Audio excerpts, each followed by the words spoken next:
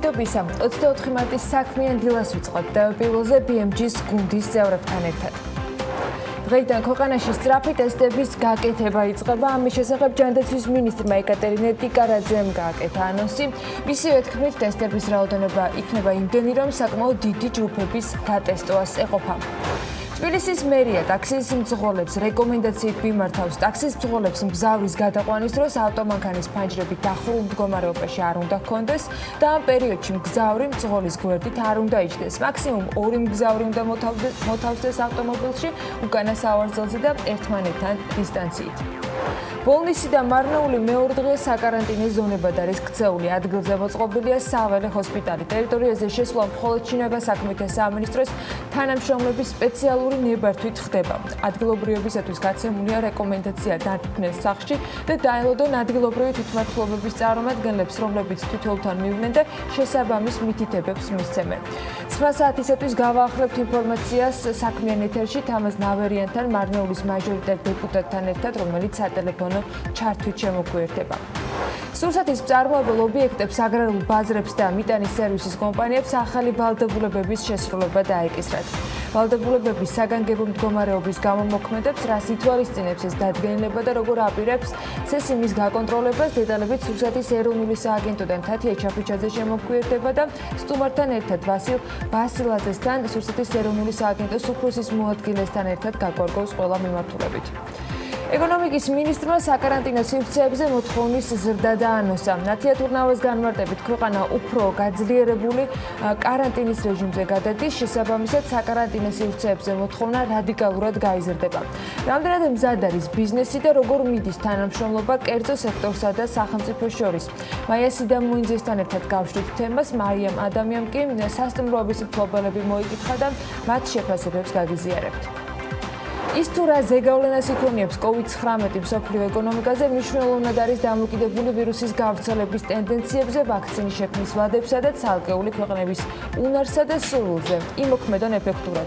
საინტერესო დოკუმენტი მოამზადეს CPR-ში, რომელიც ერთგვარი შეჯერება იმ ინფორმაციის, რაც ამ კვირების განმავლობაში ხელმისაწვდომია. რატების ანალიზის საფუძველს გვაძლევს არსებული ინფორმაცია, ამაზე სტუმართან ერთად უნდა გავაგრძელოთ საუბარი. ჯანდაცვის მინისტრის ინფორმაციით, საქართველოს პოსტა 70 წელს გადაცილებული მოქალაქეებისათვის მედიკამენტების დასაკვების მიწოდებას უზრუნველყოფს. რა სისტემით მოხდება ამ ტიპის მარაგების საჭიროების მქონე მოხუცების და საქართველოს პოსტის შესაბამისი სამსახურების დაკავშირება ლევან ჩიკვაიძესთან, საქართველოს პოსტის გენერალურ დირექტორთან გვექნება საუბარი.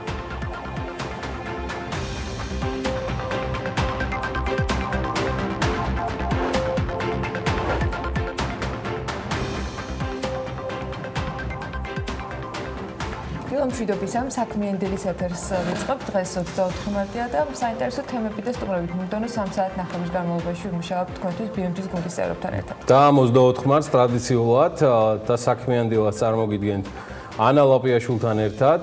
BMG-ს გუნდი ქოქავს თქვენთვის საქმიან ეთერებს ტევეპიროლზე. ტევეპიროლის საინფორმაციო სამსახური ტრადიციულად 11 საათიდან ამოიქოქება. მთელი დღის განმავლობაში ასევე ცხადია, ჩვენ საქმიან ეთერებს შეგიძლიათ დადევნოთ თვალყური და იყოთ საქმის კურსში, ბიზნესში და ეკონომიკაში მიმდინარე პროცესების შესახებ. მანამდე კი ტრადიციულად BMG და მისი საქმიანი დილა იწყება. მე გიორგი ისაკაძე ვარ, Forbes-ის მთავარი რედაქტორი და ამბავს ვიწყებ ერთი საინტერესო თემით. ნობელის პრემიის ლაურეატი, იგი წარმოშობით ებრაელია, მაიკლ ლევიტი. იგი აცხადებს ძალიან საინტერესო ამბებს ვადევნებდი ზოგადად თვალყურს მასთან დაკავშირებით მთელი ამ ხნის განმავლობაში. იგი აცხადებს, რომ კორონავირუსის ეპიდემია მცირდება ჩინეთში და იგი ვეღარ შეუქმნის მოსახლეობის დიდ ნაწილს რაიმე ტიპის რისკებს. ის საერთოდ მიიჩნევს, რომ კორონავირუსის გავრცელების ტემპიც მცირდება. ლევიტი ამერიკელ-ბრიტანელია, იგი წარმოშობით ებრაელი ბიოფიზიკოსია, რომელმაც ნობელის პრემია 2013 წელს ქიმიის დარგში კომპლექსური ქიმიური სისტემების მოდელის განვითარებაში მიიღო, მიუხედავად იმისა, რომ მისი სპეციალობა არ არის ეპიდემიოლოგია, ის საკმაოდ ზუსტად პროგნოზირებდა ვირუსის გავრცელების შენელებას თუნდაც ჩინეთის მაგალითზე ჯერ კიდევ თებერვალში, ვინც თვალყურს ადევნებდა მის პუბლიკაციებს. სხვათა შორის ლევიტის მეუღლე შოშან ბროში, იგი ჩინური ხელოვნების მკვლევარია და ესეც მიზეზია ერთ-ერთი, რის გამოც წყვილი რეგულარულად მოგზაურობდა შეერთებულ შტატებს, ისრაელს და ჩინეთს შორის. ხო და როდესაც ჰუბეის პროვინციაში ვირუსმა გავრცელება დაიწყო და გავრცელების დონე ყოველ დღე 30%-ით იზრდებოდა, ვირუსის ტემპის გავრცელება აი ამ ტემპით რო გაგრძელებული იყო, ლევიტის მოდელირებით მთელი მსოფლიო 90 დღეში დაინფიცირდებოდა. თუმცა ლევიტმა განაგრძო რიცხვების დამუშავება და შემდეგ უკვე სქემა შეიცვალა. 1 თებერვალს, როცა მან პირველად გადახედა უკვე სტატისტიკას, ჰუბეის პროვინციაში დღეში 800 დაინფიცირების ახალი შემთხვევა იყო, 6 თებერვალს რიცხვმა 700-ს მიაღწია, თუმცა 7 თებერვალს უკვე კიდევ რაღაცა შეიცვალა და ახალი შემთხვევების რიცხვმა ხაზოვნად დაიწყო შემცირება და აღარც გაჩერებულა. ერთი კვირის შემდეგ კი იგივე მოხდა დაღუპულთა რაოდენობის კუთხითაც და ამ დრამატულმა ცვლილებამ მრუდზე გააჩინა საშუალო ნიშნული და შესაძლებელი გახადა იმის პროგნოზი, თუ როდის დასრულდებოდა პანდემია. აი ამაზე დაყრდნობით ლევიტმა დაასკვნა, რომ ჩინეთში ვითარება ორ კვირაში გაუმჯობესდებოდა და ეხლა უკვე დაინფიცირების ძალიან ცოტა ახალი შემთხვევებია. ამას წერდა ჯერ კიდევ მარტის დასაწყისში თებერვლის ბოლოს ლევიტი. ლევიტმა ტენდენცია საპროცენტო განაკვეთების შემცირება შეადარა და ესე მაგალითად თუ ადამიანი დანაზოგზე პირველ დღეს მიიღებდა 30%-ს, მეორე დღეს 29%-ს და ესე შემდეგ. დიდი ხნის შემდეგ მისი სარგებელი უკვე ცხადია ძალიან მცირე იქნებოდა. და აი ამ მონაცემთა დაყრდნობით ლევიტი პროგნოზირებს, რომ ვირუსი ჩინეთიდან აი მარტის ბოლოს საერთოდ გაუჩინარდება. ექსპონენციალური ზრდის მოდელებით ვასკვნით, ციტირებ ლევიტს, რომ ყოველ დღე შეიძლება დაინფიცირდეს ადამიანი, ვინაიდან ყოველ დღე ხვდებით ახალ ადამიანებს, მაგრამ თუ გავითვალისწინებთ ჩვენს საკუთარ სოციალურ წრეს, მაშინ ყოველ დღე ძირითადად ერთი და იგივე ადამიანებს ხვდებით. თქვენ არ ეხუტებით ყველა ადამიანს, ვისაც ქუჩაში ხვდებით, მომავალში კი თქვენ თავიდან აიცილებთ იმ ადამიანთან მიახლოებას, ვინც გაციებულია მაგალითად. რაც უფრო დავიცავთ მითითებებს, მით უფრო ავიცილებთ ინფექციას თავიდან, აი ამ პირობებში კი ინფიცირებულია მხოლოდ ინფიცირებული ერთი ადამიანი მხოლოდ 1.5 ადამიანს დაინფიცირებს ყოველ 3 დღეში და დაინფიცირების დონეც შესაბამისად დაიკლებს. ეს დასკვნა არის და გათვლები. თუმცა იზოლაცია და სოციალური კონტაქტების შესუსტება არ არის ერთადერთი ფაქტორები ამ კუთხით. ვუხანში, სადაც პირველად გავრცელდა ვირუსი, მთელი მოსახლეობა თეორიულად იყო რისკის ქვეშ, თუმცა სულ 3% დაინფიცირდა, რომ მიცოდეთ. ნობელის პრემიის ლაურეატს, იგივე ახლა მაგალითად კადრებში რასაც ხედავთ, საკრუიზო გემის Diamond Princess-ის მაგალითიც მოყავს. იქ ფანტასტიკური კომფორტული პირობები იყო ვირუსის გასავრცელებლად, თუმცა ამის მიუხედავად იქ მყოფების, ანუ გემზე მყოფების მხოლოდ 20% დაინფიცირდა. ეს ცხადია, ბევრია, თუმცა თითქმის იგივე, რაც ჩვეულებრივი გრიპის ინფექციის დროს არის ხოლმე. აი რაც შეეხება გლობალურ სურათს, ნობელის პრემიის ლაურეატი მაიკლ ლევიტი ქვეყნების მიხედვით პროგნოზებს ჩაშლილად არ აკეთებს, თუ როდის დაიწყებს ვირუსის შენელებას, თუმცა ჩინეთზე უკვე ცალსახად ამბობს, რომ თითქმის იმ ნიშნულზეა, როცა დაინფიცირების შემთხვევები 0-ს გაუტოლდება, სამხრეთ კორეაზეც თulis რომ პიკი გადავლილია და ეხლა დაიწყება დაინფიცირების კლება.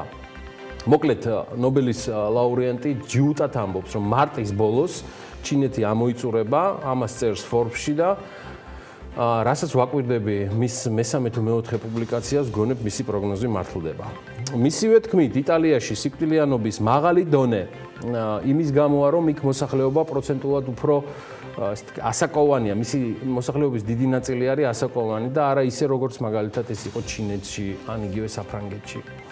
უფრო მეტიც აღნიშნავს ლევიტი, იტალიის კულტურა არის ძალიან თბილი, იტალიელებს აქვთ ძალიან მდიდარი და აქტიური სოციალური ცხოვრება და ამ მიზეზის გამო მნიშვნელოვანია, რომ ადამიანებმა დისტანცია დაიკავონ და დაინფიცირებულებს არ ჰქონდეთ კონტაქტი ჯანმრთელ ადამიანებთან. მისივე თქმით, რაც უფრო მკაცრი თავდაცვითი ზომები იქნება მიღებული, მით უფრო მოიგებენ დროს ვაქცინის შექმნამდე. მოკლედ, აი ამ პლანეტაზე, დედამიწაზე, ვისაც ჭკუა მოეკითხება, ყველა უმთავრეს წერს და იკვლევს, რომ დროის მოგება იყო, არის და იქნება გადამწყვეტი ფაქტორი კორონავირუსთან ბრძოლაში. მაგრამ აი ამ საქართველოში, ბოლო ორ თვეში, იმდენი ეპიდემიოლოგი ბიოლოგიის ექსპერტი და საერთო ჯანდაცვის სისტემის მაგისტრი გამოჩნდა, რომ რა წყალს მივყო თავი, აი მივცე თავი, არ ვიცი უკვე რა. გაზაფხული მოდის და მგონი ისევ ჩემს ქუთაის და რიონს ჯობს მივაშურო. მით უმეტეს ჩემი მარდი და ოქროს ქუთათურები ფორმაში არიან და აი ამ კორონას გადამკიდე რას არ მოიფიქრებენ. ქუთაისში საპორტო ქალაქის იდეას აღარ სჯერდებიან და აი აგერ ახლა ნახავთ. პირდაპირ დელფინი აღმოაჩინეს შუაგულ რიონში, ეტყობა თეთრი, არა, მეშლება, თეთრი არა. წითელი ხიდიდან არის, ისე მოახერხეთ პირდაპირ აი ფოტოშოპის დასმა, თორემ რა არის გასაკვირი. ისეა ხალხი გადარეული აი ამ კორონას გადამკიდე, რომ რიონში დელფინი კი არა, სათაფლიადან უკან რო გამოუყვნენ თავის ნაკვალებს დინოზავრები, მე პირადად აღარაფერს აღარ გამიკვირდება. არადა მსოფლიოს დიდ დინოზავრებს და უმდიდრეს ადამიანებს საკმაოდ მძიმე ხანა დაუდგათ კორონავირუსის ეფექტების გამო საფონდო ბირჟები კვლავ ეცემა 13 მარტის შემდეგ მსოფლიოს 10 უმსხვილესი მილიარდერის ქონება კიდევ დაახლოებით 60 მილიარდით არის შემცირებული. გასულ კვირას ყველაზე მეტი უორენ ბაფეტმა დაკარგა, მისი ქონება დაახლოებით 10 მილიარდით შემცირდა. 20 მარტის მონაცემებით იგი 66 მილიარდ 400 მილიონზეა ჩამოსული. საფონდო ბირჟაზე მნიშვნელოვანი კლება განიცადეს ბაფეტის კონგლომერატმა Berkshire Hathaway. განსაკუთრებული ზიანი აღდგება კორონავირუსის გამო ისეთ კომპანიებს, როგორიც არის Delta, American Airlines, ვინაიდან ქვეყნების საზღვრების ჩაკეტვის გამო გაუქმდა 1000-ობით და 10000-ობით ავიარეისი. აქ ბაფეტი და მისი პარტნიორები საკონტროლო პაკეტის მფლობელები არიან. მილიარდერებს შორის ასევე მნიშვნელოვანი ზიანი მიადგა გასულ კვირას Facebook-ის დამფუძნებელს მარკ ცაკერბერგს, რომელმაც 6 მილიარდ 800 მილიონი დოლარი დაკარგა. თავად Facebook-ის აქციების ფასი არის შემცირებული, შემცირდა რეკლამებიდან შემოსავლები ისეთი კომპანიების პასიურობების გამო, რომლებიც მოგზაურობის გაყიდვის და გართობის სფეროებში ოპერირებენ. აღსანიშნავია, რომ გასულ კვირას სოციალური მედიის გიგანტმა გადაწყვიტა თავის თანამშრომლებს, რომელთა კორონავირუსის გამო სახლიდან უწევთ მუშაობა, $1000 ოდენობის ბონუსი გადაუხადოს. ასევე Facebook-მა $100 მილიონ საგრანტო პროგრამა გამოაცხადა მცირე ბიზნესებისთვის. რაც შეეხება კიდევ ერთ ყველაზე დაზარალებულს, ეს Microsoft-ი და მისი მფლობელია. კომპანიის ფასი ბირჟაზე გასულ კვირას 13%-ით დაეცა, რის გამოც Bill Gates-ისა და იგივე Steve Ballmer-ის ქონებები 6 მილიარდ 600 მილიონით და Ballmer-ის 5 მილიარდ 700 მილიონამდე შემცირდა. უკაცრავად ამდენით შემცირდა, თორე ეხლა ისინი ერთი Ballmer-ი 52 მილიარდის მფლობელია, ხოლო Gates-ის ქონება ჩამოსდა 100 მილიარდს. 97-ზეა. დიდად ამაზეც არ თქვენ ინერვიულოთ. Gates-საც უკვე სხვა აქვს საფიქრალი, იგი მთლიანად გადართულია ხა ფილანტროპიულ და სამედიცინო თემებზე. რაც შეეხება კორეელ და იაპონელ მილიარდერებს, ერთ-ერთ მათგანზე გეტყვით, ეს არის Masayoshi Sony. მან მხოლოდ ერთ კვირაში თითქმის 5 მილიარდი დაკარგა და მისი ქონება ეხლა 14 მილიარდამდე არის შემცირებული. მისი კომპანია SoftBank-ი 30%-ით გაუფასურდა აქციები. აქვე გეტყვით Tesla-ს შესახებ Elon Musk-თან დაკავშირებით, რომელმაც ქონება 4 მილიარდით შეუმცირდა და ეხლა ამ ქონების ფასი, ანუ Elon Musk-ის ფასი, ეს ჯერჯერობით მასაიაკი არის.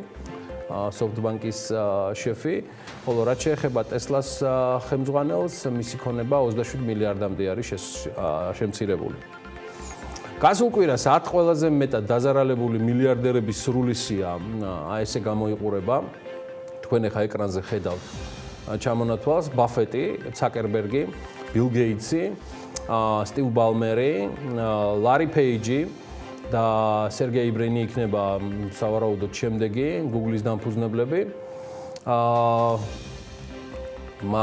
უკვე ვილაპარაკე Masayoshi Son-ზეც, მათ შორის Carlos Slim-ზე და დანარჩენებზე. კარგი. მოკლედ, ასევე ცნობილი ფაქტია და ამაზე ბევრს წერდა თავად Buffett-იც, რომ მის დღეში საშუალოდ მისი გამორჩეულად საყვარელი კომპანიის მთავარ სასმელს Coca-Cola-ს მიირთმევს. სამწუხაროდ Buffett-ს არ აქვს Coca-Cola ყავით, რაც გვაქვს ჩვენ. აი, ბოლო. და ბაფეტმა ერთ-ერთ ინტერვიუში ამას წინათ აღნიშნა კიდეც, რომ კოკა-კოლას მიირთმევს და აი ამით იცილებს თავიდან კორონავირუსს. გაეხუმრა მსოფლიოს გამორჩეული ბიზნესმენი Yahoo Finance, რომელსაც ამას წინათ მისცა ინტერვიუ. ეხლა ცოტა მეცაც ვიღებო იძახის ცნობილი მილიარდერი და საერთოდ ცნობილი ფაქტია, რომ იგი დღის განმავლობაში 5 კილა კოკა-კოლას მიირთმევდა. სხვა შორის ერთ საინტერესო ამბავია ბაფეტის გადართვა და დაინტერესება კოკა-კოლით 1985 წელს მოხდა, როცა მისი მეზობელი და ძველი ნაცნობი დონ კეი გახდა კოკა-კოლას პრეზიდენტი და სხვა შორის ალუბლის სკოლას საცდელი კილები გაუგზავნა სასმისების სახით და მას შემდეგ ბაფეტი იშვიათად უშვებს შანსს ხელიდან, რომ არ დაარეკლამოს თავისი პროდუქტები და ხშირად ამბობს, რომ ის 1/4-ით კოკა-კოლაა. გარდა ამისა, 99 წლის მილიარდერის ცხოვრების წესია დილით საუზმეზე მაკდონალდში შევლა. Yahoo-სთან ინტერვიუში ვორენ ბაფეტი ისევ შეეხო თავის ასაკს, არა მაპატიეთ ეს CNBC-სთან თქვა. მან შეეხო ისევ თავის ასაკს და გარდაცვალებას ყოველწლიურად შტატებში 2,800,000 ადამიანი მიდის იმ ქვეყნად. აკითხავს მიქელ გაბრიელიო, ესაუბრება CNBC-ს ვორენ ბაფეტი. ეს მიქელ გაბრიელი განსაკუთრებული ინგლისური წარმოთქვა ეთყობა. ხო და დიდი არის ალბათობაო, რომ მეც მაგ ჯგუფში აღმოჩნდეო. აი ეს რამეს აცხადებს 99 წლის მილიარდერი უკვე თებერვალში CNBC-სთან ინტერვიუში, თუმცა ამაღამაც რომ წავიდე იმ ქვეყნად წერს ვორენ ბაფეტი, ხვალ კომპანიამ და მისმა დირექტორატმა ზუსტად იცის როგორ იმოქმედოსო. მაგრამ ორ სხვადასხვა ექიმთან მქონდა კონსულტაციები ამას წინათო და მითხრეს, რომ გაცილებით უკეთ ფორმაში ხარ ვიდრე წინა წლებშიო. მოკლედ თვალი არ ეცეს და არც COVID-19. საინვესტიციო ბანკმა რენესანს კაპიტალმა საქართველოს ეკონომიკაზე კორონავირუსის გავლენის შესახებ მიმოხილვა გამოაქვეყნა. ბანკის შეფასებით ქვეყანაში შექმნილი ვითარებიდან გამომდინარე ეკონომიკური ზრდის ტემპების განახევრება არის მოსალოდნელი, რაც პირველ რიგში ტურიზმის სექტორში მოსალოდნელ მრავალმილიონიან დანაკარგებს უკავშირდება. ტურიზმის სექტორში არსებული დანაკლისებიდან გამომდინარე ეკონომიკური ზრდა განახევრდებაო, წერენ რენკაპის ანალიტიკოსები და თავად სექტორის ვარდნა ივნისამდე გაგრძელდება. 2020 წლის მესამე კვარტლიდან ამ მიმართულებით შედარებით გაუმჯობესებაა გათვალისწინებული, მაგრამ ჯამურად საქართველოში ტურიზმის დაახლოებით 25%-იანი კლება და შემცირება არის მოსალოდნელი. ეს კლება თავის მხრივ საქართველოს ეკონომიკური ზრდის შესახებ წარსულში რენკაპის მიერ გაკეთებულ 4.8%-იან ზრდას ამცირებს 2.3%-დან. 2021 წელს კი რენკაპის პროგნოზის მიხედვით თლიანი შიდა პროდუქტის ზრდა საქართველოში არც მეტი და ნაკლები მინიმუმ 6% იქნებაო. რენესანს კაპიტალის მეორე შესაძლო სცენარის მიხედვით საქართველოს ეკონომიკა რეცესიაში შევა თუ ტურიზმის სექტორში არსებული ვითარება აგვისტო-სექტემბრამდე არ დაიწყებს გაუმჯობესებას და ზრდას. ამ სცენარის მიხედვით საქართველოს ეკონომიკა 2020 წელს შეიძლება 0.5%-მდე შემცირდეს, მიმდინარე ანგარიშის დეფიციტის ზრდა 12.5%-მდე გაზრდა არის შესაძლებელი, ასევე მოსალოდნელია ლარის კურსის გაცვლითი კურსის უფრო მკვეთრი გაუფასურება, ამ შემთხვევაში მოსალოდნელია, რომ ცენტრალური ბანკის მხრიდან უფრო დიდი სავალუტო ინტერვენციები განხორციელდება და ასევე რეფინანსირების განაკვეთი კიდევ მეტად გაიზრდება, რასაც დეფლაცია და შემდგომში განაკვეთის 5%-მდე შემცირება მოჰყვებაო. მსოფლიო დღითი დღე ცდილობს ცხოვრების ახალ რიტმს მოერგოს, ჯერ მხოლოდ უხილავ მტერთან ბრძოლის ფაზაში ვართ, რომელშიც ყველა ჩვენგანს ძალიან დიდი წილი პასუხისმგებლობა გვაქვს, ჯერ ნაკლებად ვფიქრობთ იმ ეკონომიკურ ეფექტზე და ხარჯებზე, რასაც კორონავირუსთან ბრძოლაში ვხარჯავთ. ამას დავითვლით ყველაფერს, რომ გაივლის, მაგრამ მოდით ახლა გადავხედოთ იმ პროგნოზებს, რომელსაც ეკონომისტები კონკრეტულ დარგებთან მიმართებაში უკვე აკეთებენ. ამისთვის ჩვენ სიუჟეტი მოვამზადეთ, ანუკა ჯოხაძე დაკავდა ამ თემით და მინდა გაგიზიაროთ ჩემი პროლოგის აი ამ ნაწილში.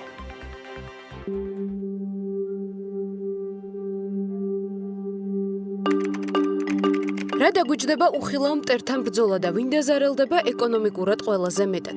ამ კითხვაზე პასუხის ძიება მსოფლიოს მასშტაბით ეკონომისტებმა უკვე დაიწყეს. ტურიზმი და მასპინძლობის სექტორი დაზარალდება.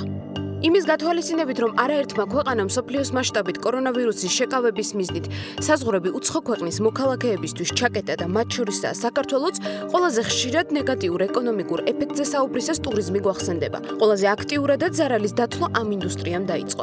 კონკრეტული გლობალური ავიაკომპანიების შემთხვევაში ზარალი 2020 წელს შესაძლოა 60 მილიარდი ამერიკული დოლარიდან 100 მილიარდ ამერიკულ დოლარამდე იყოს.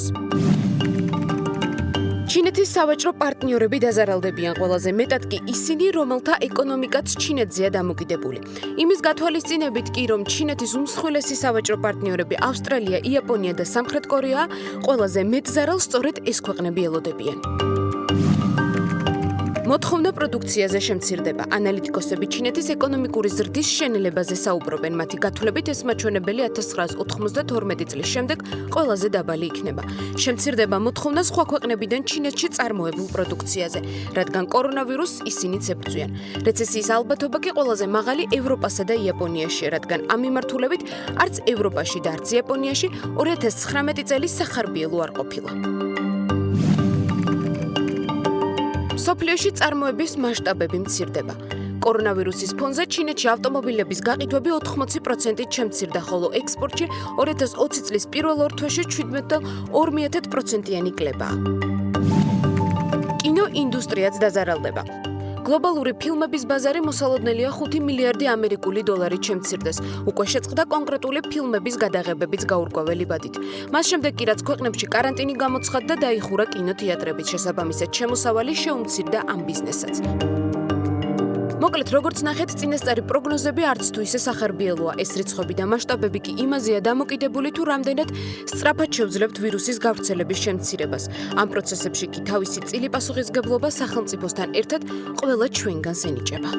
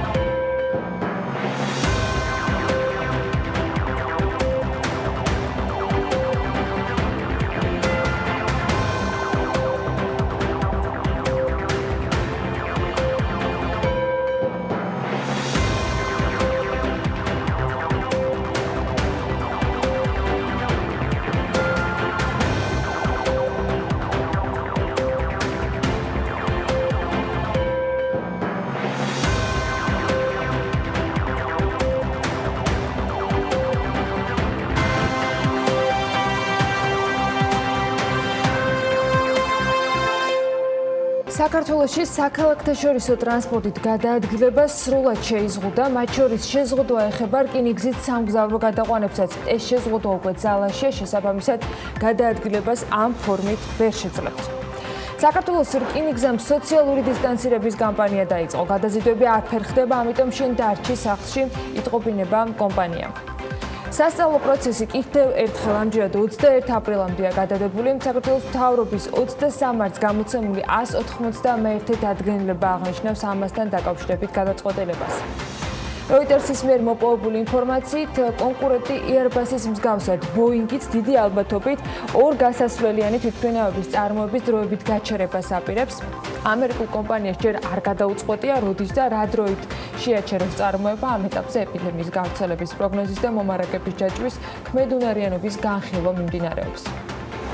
კანადა და ავსტრალია უარს აცხადებენ მონაწილეობა 2020 წლის ოლიმპიადაში მიიღონ, რომელიც ტოკიოში ივლისში უნდა გაიმართოს. გადაწყვეტილება კორონავირუსის გავრცელების საფრთხეს უკავშირდება. ამის შესახებ ინფორმაცია ქვეყნების ოლიმპიური გუნდების ოფიციალურ ვებგვერდზე უკვე დაიწერა. იაპონიის პრემიერ-მინისტრმა შინზო აბემ კი ამავე დროს გუშინ პირველად აღიარა, რომ ოლიმპიადა 2020 წელს ტოკიოში მიმდინარე მოვლენების გამო შესაძლოა გადაიდოს. ნორვეგიის საგარეო საქმეთა სამინისტროს ინფორმაციით გაერო კორონავირუსთან ბრძოლის მსოფლიო ფონდს შექმნის, რომლის მეშვეობითაც ქვეყნებს დაეხმარება ვირუსის წინააღმდეგ ბრძოლაში. გერმანიის ეკონომიკამ კორონავირუსის გამო შესაძლოა 255-დან 729 მილიარდ ევრომდე დაკარგოს. ეს მონაცემები ეკონომიკურმა ინსტიტუტმა IFOM გამოაქვეყნა. კიდევ ერთხელ დილა მშვიდობისა და ვიცი რომ ინტერესი კორონავირუსის გავრცელების, შეჩერების, გაქრობის, ან სულაც გადაშენების შესახებ ყველაზე მოთხოვნადი ამბავია ჩვენი მაყურებლებისათვის, მაგრამ როგორმე ზოგჯერ თავი უნდა ვაიძულოთ და სხვა თემებზეც გადავართოთ. აქედან გამომდინარე არც მეტი და არც ნაკლები ბედნიერი ქვეყნების ჩამონათვალი მოგიმზადეთ, ძალიან არაადეკვატურად რომ არ მოგეჩვენოთ ჩემი ანგარიში არ არის. გაერომ დაასახელა ეს ქვეყნები და 2020 წლის ყველაზე ბედნიერი ქვეყნები კვლევაზე დაფუძნებით 156 ქვეყანაში 6 ინდიკატორით შეაფასეს. ეს ინდიკატორები იყო მთლიანი შიდა პროდუქტი ერთ სულ მოსახლეზე, სოციალური მხარდაჭერა, ჯანსაღი ცხოვრება, თავისუფლება, მასპინძლობა და კორუფციის დონე. იმაზეც შევთანხმდეთ, რომ კორონავირუსის გადავლის შემდეგ ყველა ეს მონაცემები ალბათ გადასახედი გახდება, მაგრამ ჯერჯერობით რეიტინგში პირველ ადგილზე მესამე წელია უცვლელად ფინეთია. ბოლო რამდენიმე წლის განმავლობაში ყველაზე ბედნიერი ქვეყნების რეიტინგი სკანდინავიური, ნორდიკული ქვეყნების ლიდერობით გამოირჩევა. მსოფლიოს ყველაზე ბედნიერი ქვეყნების ხუთეულიდან ასე გამოიყურება ფინეთი, დანია, შვეიცარია, ისლანდია და ნორვეგია. ბოლო 5 ადგილს კი ცენტრალური აფრიკის რესპუბლიკა, რუანდა, ზიმბაბვე, სამხრეთ სუდანი და ავღანეთი იკავებენ. კვლევის მიხედვით 2020 წლის მსოფლიო ბედნიერების ანგარიში 156 ქვეყანას შორის საქართველო არის 117 ადგილზე. რაც შეეხება მეზობელ ქვეყნებს, სომხეთი 116-ზეა, აზერბაიჯანი 99-ზე, თურქეთი 93-ზე და რუსეთი 73 ადგილზე. დღეს ალბათ ყველაზე დიდი ბედნიერება ის რიცხვებია, რომელიც კორონა ინფექციით დაავადებულთა გამოჯანმრთელებას გვაუწყობენ და ჯერ ისევ ძალიან დიდი ბედნიერებაა, რომ გამოჯანმრთელებულთათვისაც სათითაო დათვლის შესაძლებლობა გვაქვს და დაინფიცირებულებსაც ჯერ ისევ ასე თითო-თითოს ვითვლით. თუმცა იმასაც უნდა შევეკვოთ ფსიქოლოგიურად, რა თქმა უნდა, რომ დაავადებულთა რაოდენობა გაიზრდება. ამასაც უნდა შევეკვოთ, მაგრამ არც ერთ შემთხვევაში არ უნდა შევეკვოთ და მოვადუნოთ ყურადღება იმ უმნიშვნელოვანეს რეკომენდაციებზე, რაც იზოლაციას, ჰიგიენას და შეძლების დაგვარად სახლში დარჩენას გულისხმობს. Გიორგი ამბობს, რომ დაგვაგვიანდაო, მაგრამ მე მგონი მაინც მოსაყოლი ამბავია. ის იშვიათი შემთხვევა, როცა ამ ეთერშიც უნდა იყოს ეს ამბავი აუცილებლად გაჟღერებული. ეს ამბავი კი ეხება იმას, როგორ აფეთქდა ეპიდემია სამხრეთ კორეის ეკლესიასა და საავადმყოფოში. ETG-ს ჰქონდა ამაზე არაჩვეულებრივი ვიზუალიზაცია მოძიებული, მომზადებული და მათ გრაფიკულ გამოსახულებებს მოვიშველიებს ასაუბროთ. კორონავირუსის პირველი შემთხვევა სამხრეთ კორეაში 20 იანვარს აფიქსირდა. დაინფიცირებული 35 წლის ჩინელი ქალი იყო, რომელიც უჰანიდან მოფრინავდა. ამ შემთხვევაში 4 კვირის განმავლობაში სამხრეთ კორეამ ვირუსის დიდი აფეთქების თავიდან არიდება შეძლო და ვირუსით დაინფიცირებულთა რიცხვი იყო მხოლოდ 30. რიცხვებით პაციენტების საქმას საქართველოშიც მივეჩვიეთ და მოდი, აქაც ასე იყოს. ცნობილი არ არის თუ სადაავადა პაციენტი ნომერი 31, მაგრამ დიაგნოზის დასმა წინა დღეებში აღმოჩნდა, რომ ის ხალხმრავალ წერტილებსა და დედაქალაქ სეულში მოგზაურობდა. 6 თებერვალს პაციენტი მოყვა ავარიაში, საიდანაც გადაიყვანეს საავადმყოფოში. 9 და 16 თებერვალს ის ახლოს მდებარე ეკლესიაში ღვთისმსახურებასაც დაესწრო. 15 თებერვალს უკვე ექიმი მისმენებმა პაციენტს კორონავირუსზე ტესტირება ურჩიეს, რამდენადაც მას მაღალი ტემპერატურა ჰქონდა. ამის ნაცვლად ქალი მეგობრებთან ერთად სასტუმროს სასადილოში ლანჩზე წავიდა. მდგომარეობის გაუარესებისა და ექიმების განმეორებით რეკომენდაციის შემდეგ, როგორც იქნა და 17 თებერვალს პაციენტი საბოლოოდ მივიდა ტესტირებაზე.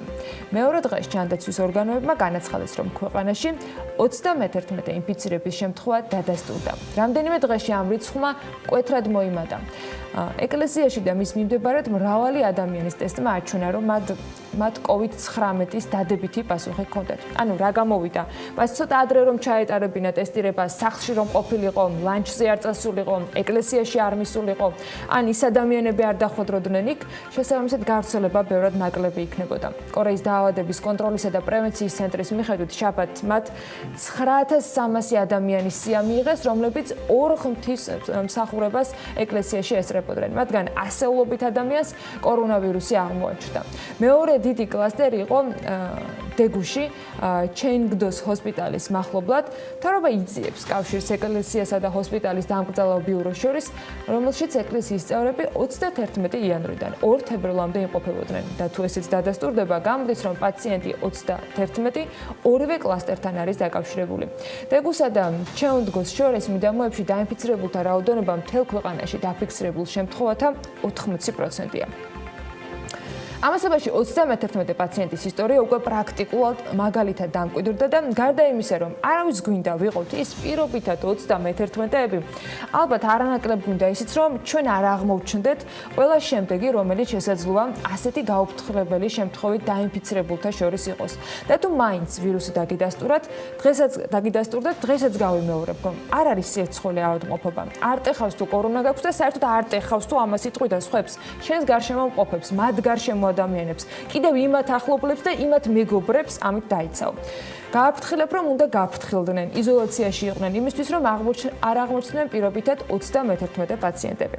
კორონავირუსის პირობებში რა რეკომენდაცია და ვირუსის გავრცელების რამდენაირი მიზეზი არ მოგვისმენია, მაგრამ ამბობენ, რომ ნივთებზე ვირუსი შესაძლოა 72 საათამდეც კი გაჩერდეს, ამიტომ აუცილებელია მისი შესაბამისად დამუშავებაც. საერთაშორისო ორგანიზაციების თუ მედია საშუალებების მხრიდან არაერთი რეკომენდაცია მოვისმინეთ, ასევე ჩვენი ეთერების საშუალებითაც იყო მოწოდებები და რჩება მოწოდებები უმთავრესი, რომ დავრჩეთ სახლში, მაგრამ იმ შემთხვევაში თუ თვით იზოლაციის მიუხედავად მაინც გიწევთ, რომ სახლი დატოვოთ, ან ვალდებული ხართ, რომ სამსახურში იაროთ. ნეტგაზეთს ჰქონდა საინტერესო სტატია მომზადებული ამის შესახებ და ახლა ნინი ლონგურაშვილი დაგვეხმარება ამ ინფორმაციით, თუ როგორ უნდა დავიცვათ თავენ ასეთ პირობებში, რა უნდა გავითვალისწინოთ და რა არ უნდა დაგვაუწყდეს.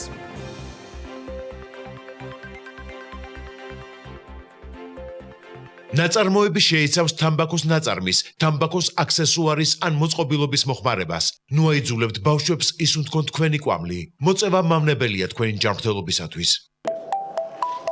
თვითიზოლაციის პირობებშიც კი თუ გვიწევს სახლიდან გამოსვლა და ამის შემდეგ ისევ ბრუნდებით საკუთარ სახლში, პირველი რეკომენდაცია გარეთ ჩასაცმელი ტანსაცმლის ცალკე გამოყოფა. მაგალითად, გვაქვს ქურთუკის შარვალი და ქუდი, რომელსაც გარეთ გამოსვლისას ვიცვამთ, ხოლო დაბრუნების შემდეგ ვიხდით და ვათავსებთ იზოლირებულ ადგილას. ამისათვის გამოდგება შემოსასვლელის პატარა კარა და მუყაოს 5 განცალკევებული ოთახი ან აივანი. ცხადია, სახლში ქუჩის ფეხსაცმლით არ შევდივართ, შემოსვლის თანავე ვაწყობთ სპეციალურ ადგილას. შემდეგ ვიხსნით პირბადეს, ვაგდებთ ნაგავში ისე, რომ შიდა მხარეს გარეთ ვატრიალებთ და ვახვევთ. მას შემდეგ, რაც საგარეო ტანსაცმელი იზოლირებულად მოვათავსეთ, სპირტით ვწმენთ ტელეფონს და გასაღებს. თუ აღნიშნულ ნივთებს მაგიდაზე ან საცხოვრებელ სივრცეში დატოვებას ვგეგმავთ. სპირტი მაშინ არ უნდა გავამშრალოთ, არამედ დავტოვოთ ზედაპირზე და რამდენიმე წუთი დაველოდოთ, რათა აორთქლდეს. შემდეგ კი ვწმენთ. ამის შემდეგ კარგად ვიბანთ ხელებს დაახლოებით 20 წამის განმავლობაში. ხელის ყველა ნაწილს და თითს განსაკუთრებულად ვიბანთ. რაც შეეხება უკვე ჩვენს სამუშაო სივრცეს. სამუშაო მაგიდა და ნივთები კარგად უნდა გავწმინდოთ სპირტით ან სხვა სადეზინფექციო საშუალებით.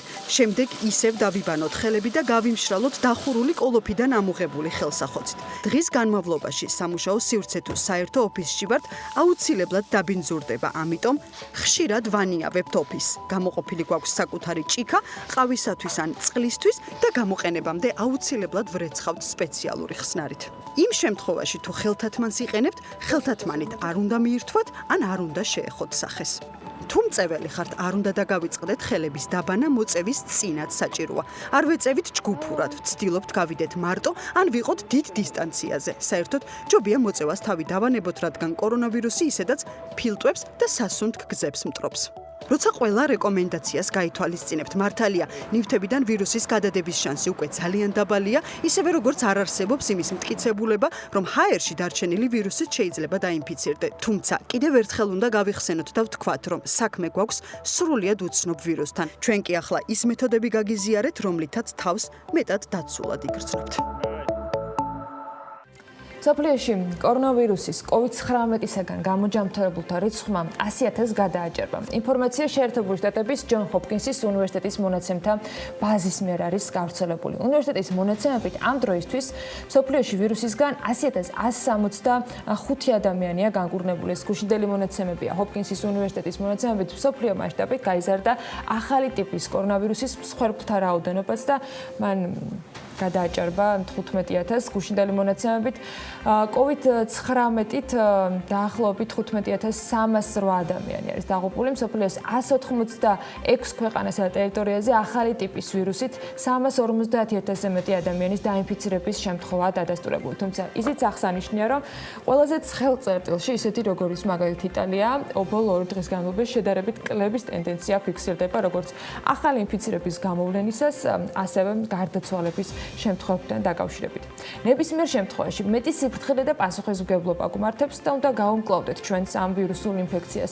მოთმინება და მყარი ნერვები კი აუცილებლად დაგჭირდება. ჩინეთის მაგალითის განხილვა ქართულ რეალობაში შეიძლება არც გამოგვადგეს კიდე. სხვა მასშტაბებზე არიან სხვა რეალობა, სხვა დისციპლინა, სხვა მართვა ამ ქვეყანაში და იქ არსებულ შემთხვევებში საუბარი ცოტა სხვა კონტექსტით გვიწევს, მაგრამ არც ის უნდა დაგვაუწყდეს, რომ ჩინეთი არის მაგალითი იმისა, რომ შესაძლებელია ეპიდემიას გავუმკლავდეთ, ჩვენ შემთხვევაში კი მთავარია, რომ ეპიდემია არ დაუშვათ.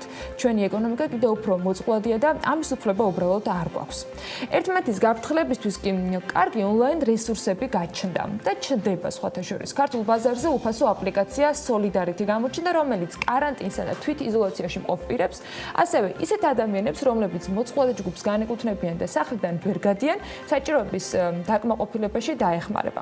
ამ ეტაპზე აპლიკაცია არის სატესტო რეჟიმში, ბოლომდე გამართვის შემდეგ ის გაერთიანებს როგორც ბენეფიციარებს, ასევე მოხალისეებსაც. ადამიანებს ექნებათ საშუალება, რომ აპლიკაციაში მივთითონ, რომელი წამალი ან სხვა პროდუქტი სჭირდებათ, რის შესახებაც უკვე მოხალისეები შეტყობინებას მიიღებენ და სურვილის შემთხვევაში დახმარებასაც. სოლიდარითის Facebook გვერდზე არსებული ინფორმაციით ამ ეტაპზე აპლიკაცია მხოლოდ Android-ის ოპერაციულ სისტემაზე ახალმისაწვდომი, თუმცა უახლოეს დღეებში App Store-ის ვერსიებშიც გამოჩნდება. ასევე მთავრობისა და Facebook-ის ადმინისტრაციის შორის აქტიური თანამშრომლობის შედეგად სოციალურ ქსელს დაემატა გრაფა ახალი კორონავირუსი და მასშტაბური ღონისძიებები, სადაც განთავსებულია ინფორმაცია მთავრობის მიერ შექმნილ ვებგვერდ stop.co.gt-თან დაკავშირებით. მოკლედ აუცილებლად უნდა ვეცადოთ, რომ დავრჩეთ სახლში, ვიყოთ ინფორმირებულები და მაქსიმალურად საქმიანები. გავითვალისწინოთ ის შეზღუდვებიც, რაც ოფიციალურად მოქმედებს და ისიც, რაც უბრალოდ სინდისმა უნდა გვიკარნახოს. ოფიციალურ შეზღუდვებს რაც შეეხება, ბევრი კითხვა იყო ამასთან დაკავშირებით და მოდი ამასაც დეტალურად განვარტავ. მთავრობამ საქართველოში კორონავირუსის გავრცელების აღკვეთის მიზნით გასატარებელი ღონისძიებების შესახებ დადგენილება გუშინ გამოაქვეყნა. ამ დადგენილებაში საუბარია, სად არის აკრძალული და სად არის დაშვებული 10-ზე მეტი პირის თავშეყრა. დადგენილების მიხედვით იგრძალება შეკრება და მანიფესტაცია. იგრძალება საჯარო სივრცეში ფიზიკურ პირთა თავშეყრა 10-ზე მეტი რაოდენობით. საჯარო სივრცეში არის როგორც ერთ ჭერქვეშ ნაგულისხმები, ისე გარეთ არსებული ნებისმიერი ადგილი და თუ ის არ წარმოადგენს კერძო პირთა საცხოვრებელ მიზნებისათვის გამოსაყენებელ ადგილს, ეს კანონით არ არის დაშვებული. იგრძალება ისეთი სოციალური ღონისძიებები, რომელიც დაკავშირებულია 10-ზე მეტი ფიზიკური პირის შეკრებასთან, მაგალითად ქელეხი, ქორწილი და სხვა მსგავსი ღონისძიებები. 10-ზე მეტი ფიზიკური პირის თავშეყრა, მათ შორის იმ კერძო დაწესებულებებში, რომელთა მიმართაც არ ვრცელდება საქმიანობის შეჩერების მოთხოვნა. დასაშვებია ობიექტის სპეციფიკის გათვალისწინებით არანაკლებ 2 მეტრის სოციალური დისტანციის დაცვით საქართველოს ოკუპირებულ ტერიტორიებიდან დევნილთა შრომის ჯანმრთელობისა და სოციალური დაცვის სამინისტროს მიერ გაცემული რეკომენდაციების გათვალისწინებით. შეზღუდვები არ ეხება სამედიცინო დაწესებულებებში, საჯარო დაწესებულებებში, თავდაცვის ძალებში, სპეციალურ პენიტენციარებში პენსიურ დაწესებულებებში, სამართალდამცავ ორგანოებში პირთა თავშეყრას მათზე დაკისრებული ფუნქციების შესრულების მიზნით. საზოგადოებრივ ტრანსპორტს თუ მათზე არ ვრცელდება საგანგებო მდგომარეობის დროს საქმიანობის შეჩერების მოთხოვნა, ასევე არ ეხება ეს შეზღუდვა. ასევე შეზღუდვა არ ეხება სამშენებლო ინფრასტრუქტურული სამუშაოების შესრულებასაც. გათვალისწინებული შეზღუდვების აღსრულებაზე კი კონტროლს საქართველოს შინაგან საქმეთა სამინისტროს, ფინანსთა სამინისტროს და ოკუპირებული ტერიტორიებიდან დევნილთა შრომის ჯანმრთელობისა და სოციალური დაცვის სამინისტროს, ასევე გარემოს დაცვისა და სოფლის მეურნეობის სამინისტროს შესაბამისი დანაყოფები განახორციელებენ. Როგორ უნდა მოვახერხოთ და გავამკლავდეთ ამ გამოწვევას, ეს ყველას გვჭირდება, ყველას ერთად და თან ცალ-ცალკეც. რისთვისაც ერთიანობა ყველაზე მნიშვნელოვანია და ცალსახად მნიშვნელოვანია დაფასებაც იმ აქტივობებისა, რომელიც კერძო თუ სახელმწიფო სექტორის მხრიდან ამ დღეების განმავლობაში ვნახეთ. და ხო, ეს ასევე აუცილებლად კიდევ ერთხელ უნდა ითქვას, რომ არავითარი აზრი არ აქვს პლაქველინის მიღებას წამალია ასეთი, მით უმეტეს პროფილაქტიკისათვის, ნუ დაიმარაგებთ წამლებს, რომლებსაც ვერ გამოიყენებთ და შესაძლოა ამ მედიკამენტის მუდმივ რეჟიმში მომხმარებელი, აუცილებელი წამლის გარეშე დატოვოთ ადამიანი. პლაქველინთან დაკავშირებით გუშინ განმარტებები არაერთხელ გაკეთდა, იმიტომ რომ აღმოჩნდა, რომ ამ სახელის გაჟღერებამ მორიგი პანიკური მოთხოვნა გააჩინა და შესაბამისად რიგ შემთხვევებში წდომადობა არის შემცირებული. ამიტომ კიდევ ერთხელ ავხსნათ და განვმარტოთ, რომ წინასწარ წამლის დალევა, მით უმეტეს ამ წამლის დალევა პროფილაქტიკისათვის არავითარ შედეგამდე არ მიგვიყვანს. არავითარი აზრი არ აქვს ამ პრეპარატის მიღებას პროფილაქტიკისათვის, რადგანაც მისი მექანიზმი მოქმედების არ არის დაკავშირებული უშუალოდ ანტივირუსულ ზემოქმედებასთან. მოსახლეობისათვის ცოტა ძნელი გასაგები იქნება, მაგრამ ესე რომ ვთქვა, იმუნური სისტემის ზედმეტი პასუხი, როდესაც არის ხოლმე, თქვა, ამ ვირუსზე, აი იმის ჩასაქრობად გამოიყენება, რაც დაავადების განვითარებაში ამძიმებს ხოლმე სიტუაციას, ასე რომ ის გამოიყენება მხოლოდ დაავადების შემთხვევაში. და იქ იმის დანიშნულები. და ის რაც ფაქტია. $1 ოფიციალური ღირებულება უკვე 3 ლარი და თითქმის 24 თეთრია. რაც შეეხება ევროს, გუშინდელი ბანკთაშორისი ვაჭრობის შედეგად მისი ფასი 3 ლარზე და 46 თეთრზე მრგვალდება. ეროვნული ბანკი რეგისტრაციის, ლიცენზიისა და ნებართვის მისაღებად, ასევე ავტორიზაციის აღიარების მისანიჭებლად განცხადების მიღებას დროებით აჩერებს.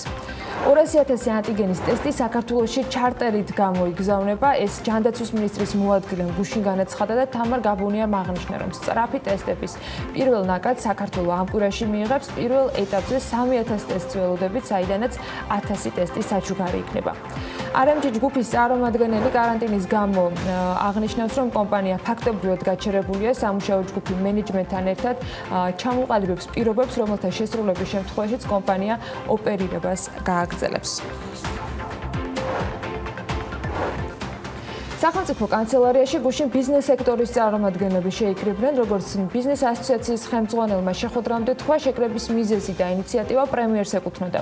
Georgia Real Estate Holdings ხელმძღვანელმა ირაკლი ბურდილაძემ კი პრემიერ-მინისტრისა და ბიზნესმენების შეხვედრის დასრულების შემდეგ მედიასთან აღნიშნა, რომ კომპანიის მხრიდან მშენებლობის პროცესი, რაც სხვადასხვა ობიექტზე გეგმიურად მიდის, არ შეჩერდება.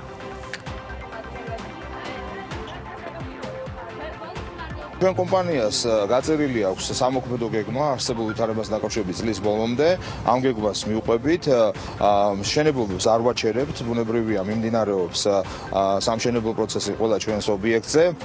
ოღონდ მიდის ახალი წესებით, რა თქმა უნდა, ხდება თანამშრომლების შემოწმება დისტანციური თერმომეტრებით, პირბადეების დარიგება და ვიცავთ იმ ზომებს, რომლებიც რეკომენდირებულია დაავადებათა კონტროლის ეროვნული ცენტრის მიერ. არსებულ ვითარებაში ბიზნესის და მთავრობაც ერთად უნდა დაუდგეთ და ერთად დგომით, სოლიდარობით, ერთმანეთის დახმარებით დავძლებთ ჩვენ ამ ვირუსს.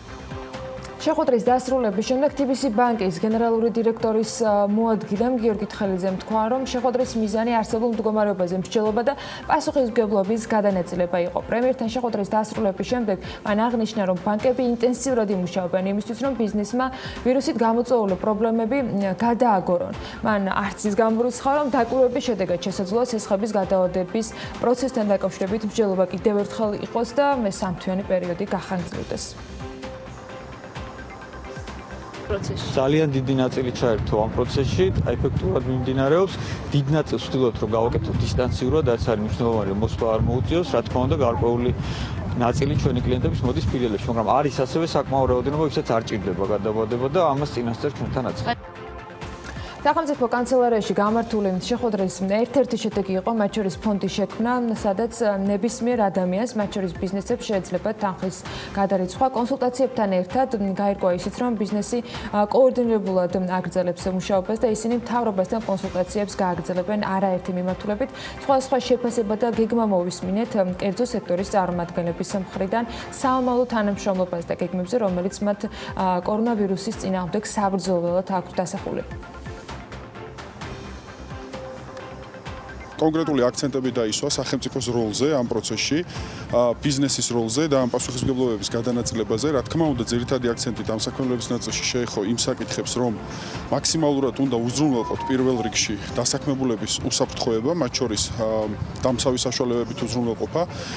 რა თქმა უნდა, საუბარი შეეხო იმ სპეციალურ დეკრეტებს და სპეციალურ რეგულაციებს, რაც საგანგებო სიტუაციის ფარგლებში გამოცხადდა, რომელიც არეგულირებს კერძო სექტორის აქტივობას სხვადასხვა მიმართულებით. გამახვილდა ყურადღება და დაისვა აქცენტები იმასთან დაკავშირებითაც, რომ საბანკო საფინანსო სექტორის მიმართულება და ამაზე ისაუბრა ეროვნული ბანკის პრეზიდენტმა ბატონმა კობაგვენეტაძემ აბსოლუტურად მზად შეხვდა ამ პროცესს და მზადაა იმისთვის, რომ მოსალოდნელი ეკონომიკური გართულებები გამოწვევებს გაუმკლავდეს. შეხვედრა ემსახურებოდა სწორედ იმ მიზნებს, რომ გაგვევლო თუ როგორ ხედავს ბიზნესი ამ გამოწვევას, როგორ უნდა ვუპასუხოთ ამ გამოწვევას ერთობლივად და შესაბამისად რომ დავიგეგმოთ, ანუ რა უნდა გააკეთოს ბიზნესმა და რა უნდა გააკეთოს სახელმწიფომ. და ამ ნაწილში ყველაზე მნიშვნელოვანი არის მათ შორის ბიზნესის კორპორატიული სოციალური პასუხისმგებლობა.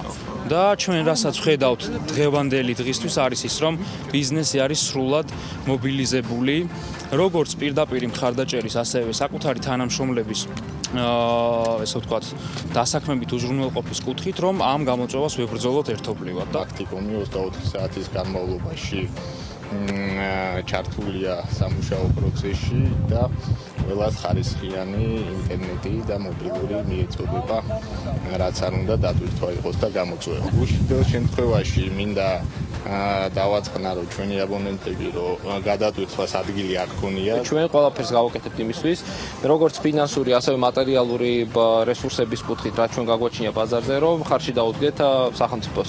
ამიტომ ყველა ბიზნეს, ეს იქნება მსხვილი და საშუალო, მცირე ბიზნესიც ჩვენ ისედაც იქით ვეხმარებით, ამიტომ მსხვილ და საშუალო ბიზნესს ყველას მოუწოდებ, რომ აი ამ ინიციატივას გამოეხმაუროს stop.gov.gt-ზე ამ საიტისაც ასევე არის შექმნილი სპეციალური ფონდი და შეიძლება როგორც ვთქვათ, რაღაც კონკრეტული რესურსების გადარიცხვით, ასევე შესაძლებელი არის მატერიალური სახითაც სხვა კონკრეტულ აქტივობებში მონაწილეობის მიღება. აქტიურობა კომპანიების მხრიდან ბოლო დღეებში ვეცადეთ, რომ თქვენთვის მაქსიმალურად მოგვეწოდებინა და გაგვეზიარებინა, იმიტომ რომ კარგი მაგალითები მისაბაძია ხოლმე და წახალისებადი. დირსი კორონავირუსთან საბრძოლოდ მაგალითად 200,000 ლარს გამოყოფს, ამის შესახებ კომპანიის მიერ გავრცელებულ ინფორმაციაში ანათქვამი დირსი გვერდში უდგას ქვეყანას არსებული გამოწვევის გზაზე და მზად არის, რომ 200,000 ლარი მიმართოს COVID-19 სახელით ცნობილ ახალ კორონავირუსთან საბრძოლოდ. ამ თანხიდან 100,000 ლარი მიემართება პრემიერ-მინისტრის ინიციატივით შექმნილი ელექტრონული საკომუნიკაციო პლატფორმის ფარგლებში, აღნიშნავს კომპანია მათ მიერ გავრცელებულ განცხადებაში. განცხადება გავრცელა გუშინ ლისი დეველოპმენტმაც, რომელშიც კომპანია აღნიშნავს, რომ სრულად დისტანციურ სამუშაო რეჟიმზე გადავიდნენ, ამავე დროს სამშენებლო პროცესი არ შეჩერებულა. მათივე განმარტებით პირველ ეტაპზე ინფექციური პათოლოგიის და შიდსის ცენტრთან კონსულტაციის შემდეგ მათი პირველადი საჭიროებები გამოვლინდა, რის საფუძველზეც შეძენილი არის პრიორიტეტული ნივთები. განაცხადების მიხედვითვე მიდის მუშაობა სხვადასხვა შექმნილ სამოქალაქო საინიციატივო ჯგუფებთან, რათა ახალი საჭიროებების შესაბამისად რეაგირება მოხდეს და მომავალი გამოწვევებისთვის იყოს მზადყოფნა. კერძო სექტორი სხვადასხვა ფორმით ცდილობს საკუთარი წვრილი შეტანას იმ პროცესში, რასაც ინფექცია COVID-19-თან ბრძოლა ჰქვია. ეუქსის კლინიკები საინფორმაციო და სამედიცინო მხარდაჭერას იმ დასაქმებულ ადამიანებს უცხადებენ, რომლებიც ქვეყანაში შექმნილი საგანგებო მდგომარეობის დროს 24 საათის განმავლობაში უწყვეტ რეჟიმში უწევენ მომსახურებას მომხმარებლებს. დაიწყო ვისოლის და სმარტის თანამშრომლების ჯანმრთელობის მდგომარეობის შემოწმება შესაბამისად და COVID-19 ვირუსის პრევენციის შესაბამისი რეკომენდაციების გაცემა. არანაკლებ მნიშვნელოვანია საჭირო ასევე ონლაინ მიწოდების უზრუნველყოფა და სერვისების უზრუნველყოფა, რაზე გადაწყობაც მარტივი არავისთვის არის, თუმცა ეს პროცესი მაინც აქტიურად გრძელდება. ქვეყანაში შექმნილი მდგომარეობის გათვალისწინებით სადაზღვევო კომპანია ალდაგი დისტანციურ მუშაობაზე სრულად გადავიდა. სერვისები ხელმისაწვდომი ალდაგის ნებისმიერ საცალო თუ კორპორატიული მომხმარებლებისათვის, როგორც კომპანია განმარტავს და აღნიშნავენ, რომ შეუფერხებლად შეძლებენ მოემსახურონ როგორც ახალ, ისე არსებულ კლიენტებს. ოფისში მიუსწრებლად შესაძლებელი იქნება ნებისმიერი იმ სერვისის მიღება, რომელიც კომპანიაში მანამდე იყო ხელმისაწვდომი. ასევე შეუფერხებლად განხორციელდება პოლისების გაცემა, განახლება, ზარალის მომსახურება და ასე შემდეგ, განმარტავს სადაზღვევო კომპანია ალდაგი. 70 წლის და მასზე უფროსი ასაკის მოქალაქეებს აპრილისთვის პენსია წინასწარ ჩაერიცხება, თანხის ბარათით გადახდას, პროდუქტებისა და მედიკამენტების შეძენას უკვე შეძლებენ. ეს ლიბერტი ბანკის გენერალური დირექტორის ვასილ ხოდელის სახელით გავრცელებულ განცხადებაში აღნიშნული. პენსიის ხელზე აღებას რაც შეეხება, ანუ თანხის განახდებას, ეს სპეციალური გრაფიკით მოხდება, რომელიც ლიბერტი ბანკის სპეციალურ ვებგვერდზე განთავსდება. ასევე გრაფიკთან დაკავშირებით ინფორმაციას პენსიონერებს საინფორმაციო ცენტრი 08 მიაწვის. ყველა სახის გადარიცხვა და გადახდა, ვალუტის კონვერტაცია, ინტერნეტ ბანკზე რეგისტრაცია და პაროლის აღდგენა, ბარათის დაბლოკვა, განბლოკვა, საკრედიტო განაცხადის შევსება, ანაბრის გახსნა და დახურვა. ყველა ეს პროცედურა დისტანციურად იქნება უკვე ხელმისაწვდომი VTB ბანკის მხრიდან შეთავაზებული მომხმარებლებისათვის. ბანკის ინფორმაციით ყველა მომსახურებას უკვე დაინტერესებული ადამიანი დისტანციურად ბანკთან ვიდეო ზარით მიიღებს.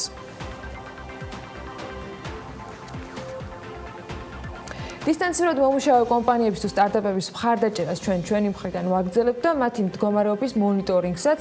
ლეონტ აღიაშვილი ამჯერად ვაინეს დაუკავშირდა ერთ-ერთ სტარტაპს, რომელიც მიუხედავად იმისა, რომ მიტანის სერვისია დამოკიდებული და ყოველდღურად უფრო რთულ სიტუაციაშია, გაჩერებას არ აპირებს.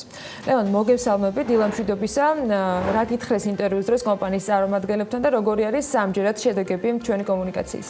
დილა მშვიდობის, ანა მივესალმებით ჩვენს მაყურებელს. ნამდვილად შემიძლია ვთქვა, რომ სტარტაპერები ახლად შექმნილი ბიზნესები მაქსიმალურად ცდილობენ მოერგონ რეალობას, გადაეწყონ ახალ გზებზე, რათა საკუთარი პროდუქტი მიიტანონ მომხმარებლებამდე. ვაინესი კომპანია, რომელიც ღვინოს განსაკუთრებული და ექსკლუზიური ეტიკეტით ამზადებს, ფაქტია, რამდენიმე თვეში კომპანია მოახერხა იმდენი, რომ საკუთარ მომხმარებელს პროდუქტი ძალიან შეაყვარა და კარანტინისა თუ თვითიზოლაციის პირობებშიც მასზე მოთხოვნა არ წყდება.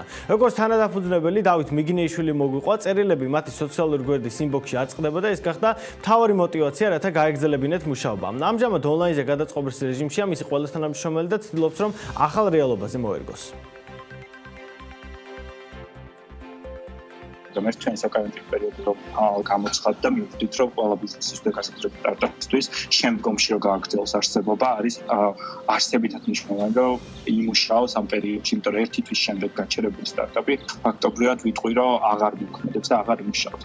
რა თქმა უნდა, მომხმარებელმაც და ჩვენმა მომხმარებელმა მოგცა ბრიცკი, რომ გაგვეგრძელებინა პროდუქტი და აქტიურად დაგვეწყო მუშაობა, თუ როგორ გადავსულყავთ ონლაინ რეჟიმსა მთლიანად. ეს არის მარტივი პროცესი, დაანთქმული პროცესი, რეალურად აი ხელფეხ გაგებული რო იყო და აკეთებდა რაღაც საქმეს გავსია, იმიტომ რომ ვერ აკონტროლებ ვინ სად მიდის და როგორ და იმიტომ რაღაცნაირად სახელმწიფოს დახმარებითაც მათ შორის და სხვადასხვა უწყებების დახმარებითაც უნდა მოხერხდეს ის, რომ ეს ლოკალური ბიზნესი, განსაკუთრებით ქართული წარმოების ბიზნესი არ შეჩერდეს. ვაინესისთვის ამჟამად ერთადერთი პარტნიორი მიტანის სერვისში საქართველოს პოსტაა, სადაც ასევე რთულია პროდუქტის გაგზავნა დიდი რიგების გამო, ამიტომ ის რამდენიმე კომპანიასთან პარალელურად აწარმოებს მოლაპარაკებებს და სურს მთელი საქართველოს მასშტაბით გააგზავნოს საკუთარი ღვინო. რამდენიმე კომპანიასთან ერთად გავდივარ ამ საკითხს, ან რომელსაც უკეთესი პირობები იქნება რეალურად მას ავიჯერ არ დავასახელებ ახლა კომპანიებს. ფიქრობ, რომ ერთი კვირა მაინც დაჭირდება ამ მოლაპარაკების ფაზა, იმიტომ რომ ორიასთან ასე ვთქვათ, გრძელვადიანი პროცესია, არ ვიცით როგორ განვითარდება მიღლიანები, ანუ ძალიან ისე ფორს მაჟორ სიტუაციაში ვართ ყველა, ხო? არ ვიცით ხვალ რომელი რეგიონი შეიძლება ჩაიკეტოს. შესაბამისად, ერთი თვის განმავლობაში ჩვენ ვცდილობთ, რომ ჩვენ ვფიქრობთ, რომ შემდეგი კვირიდან თუ არა, შემდეგი კვირის ბოლოდან მაინც დავიწყოთ სრულად ონლაინ რეჟიმში გადასვლა. მაგამდე სანამ კონკრეტულ კომპანიასთან გავაფორმოთ ხელშეკრულებას, ვფიქრობ, რომ ვიხამწვანებ პოსტრით, რომელსაც აქვს ძალიან დიდი ხარვეზები. ვაინესი არც პირველადი მოხმარების საგანია და არც მედიკამენტი რომ ამხელა მოთხოვნა იყოს, მაგრამ ფაქტია ადამიანს გზნობების გამოხატვა ნებისმიერ სიტუაციაში სურთ. ალბათ ბიზნესმა აუცილებლად უნდა გაითვალისწინოს, რომ ადამიანებს კვლავ იგივე მოთხოვნები აქვთ, უბრალოდ ახალი გზა და საშუალება მოსაფიქრებელი ოპერირებისთვის, რასაც ტექნოლოგიები ცალსახად ხელს უწყობს. მიხარია ეს, იმიტომ რომ ეს ნიშნავს რეალურად, რომ რაღაც მუშაობს, ან ეს სტარტაპი მუშაობს რეალურად და კიდევ მინდა გავამატო ის, რომ სტარტაპისთვის ორმაგად რთულია აღნიშნულ პერიოდში რაღაც გავუკლავდეს ამ პროცესს. მე ვფიქრობ, რომ ეს პროდუქტი გამოიწვია იმან, რომ როგორც შენ ამბობ, არაერთო მომის მინიშნიდან, რომ მეტი სიყვარული ახლა ყოველთვის მეტად არის საჭირო და ვფიქრობ, რომ ჩვენი პროდუქტი არის თავარი ერთ-ერთი თავი ჩვენი პროდუქცია ერთ-ერთი თავი მესიჯი ზუსტად მეტი სიყვარულის გაცემა და მიღება. ადამიანები როდესაც ჩასხდნენ ასე ვთქვათ სახლში, ერთმანეთი ასე ვთქვათ გაიცნეს. ჩვენი ვინა დასჭირდეთ, რომ ერთმანეთს თქვით რაღაც ფარული მესიჯები, უკვე ფარული მესიჯები და ახლა უფრო ხმამაღლად ნაწყობი მიეცათ და ალბათ ეს არის თავარი. ასეა თუ ისე არ უნდა მოგბეზდეს ბიზნესისთვის იმის გამეორება, რომ არ შეწყვიტონ არსებობა, გამოიყენონ ტექნოლოგიები ან სხვა ნებისმიერი საშუალება იმისათვის, რომ დარჩენენ კავშირზე მომხმარებლებთან, ისედაც რთული იქნება გლობალური ეკონომიკისთვის ამ კრიზისიდან გამოსვლა და თითოეული ბიზნესი ჟანგბადებით საჭირო გახდება საზოგადოებისთვის. რა თქმა უნდა, მნიშვნელოვანია საზოგადოების მხარდაჭერაც ამ ყველაფერთან მიმართებით. მადლობა ლევანს, მას არ ვემშვიდობებით, კიდევ ერთხელ შემოგვიერთდება, ცოტა მოგვიანებით, არ ნაკლებ საინტერესო ჩართვით და მიმოხილვით. უმნიშვნელოვანესია ყველა ბიზნესის მუშაობა, რომელსაც დისტანციურად ამის ორგანიზების და შედეგის მიღწევის შესაძლებლობა აქვს. თუმცა სხვადასხვა სექტორის წარმომადგენლები ასეთ ფორმატზე გადასვლას ბევრი მიზეზით უბრალოდ ვერ ახერხებენ. სამასპინძელე ბიზნესი სრულად გაჩერებულია, ათასობით ადამიანი უსამსახურო დარჩენილი, კონკრეტული ბადაკი როდის ექნებათ მათ შემოსავლის წყარო, ჯერ არ ვიცით. უჩინარი მტერი კორონავირუსის სახელით უდიდესი გამოწვევა. სად არის გამოსავალი? ლევან ქოქიაშვილი, რესტორატორი, საქართველოს გასტრონომიის ასოციაციის წარმომადგენელი და შალვა ალავერდაშვილი, საქართველოს სასტუმროებისა და რესტორნების ფედერაციის თანადამფუძნებელი შემოგვიერთდება საქმიანი დილის ეთერში და იმ სამუშაო ჯგუფის მიზნებზე მოგვიყვებიან, რომლებიც ამ ვითარების სწორედ გამოსავლის ძიებისათვის შეიქმნა.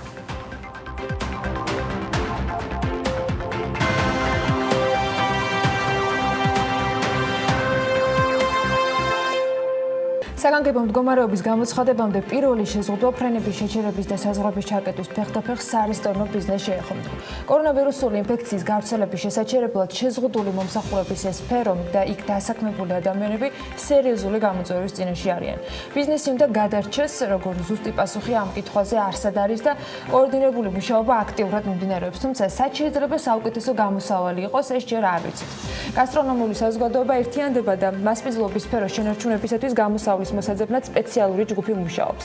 რა ამოცანა აქვთ ამ ჯგუფის წევრებს, ვინ არიან მასში გაერთიანებულები და რა ხედვებია ამ დროისათვის შეთანხმებული შეჯერებული სტუმრებთან ერთად ვისაუბრებთ. გვერდებიან საქმიანი დილის ეთერში ლევან ქოქიაშვილი, რესტორატორი, საქართველოს გასტრონომიული ასოციაციის წარმომადგენელი და შალვა ალავერდაშვილი, საქართველოს სასტუმროებისა და რესტორნების ფედერაციის თანადამფუძნებელი. მოგესალმებით, მადლობა.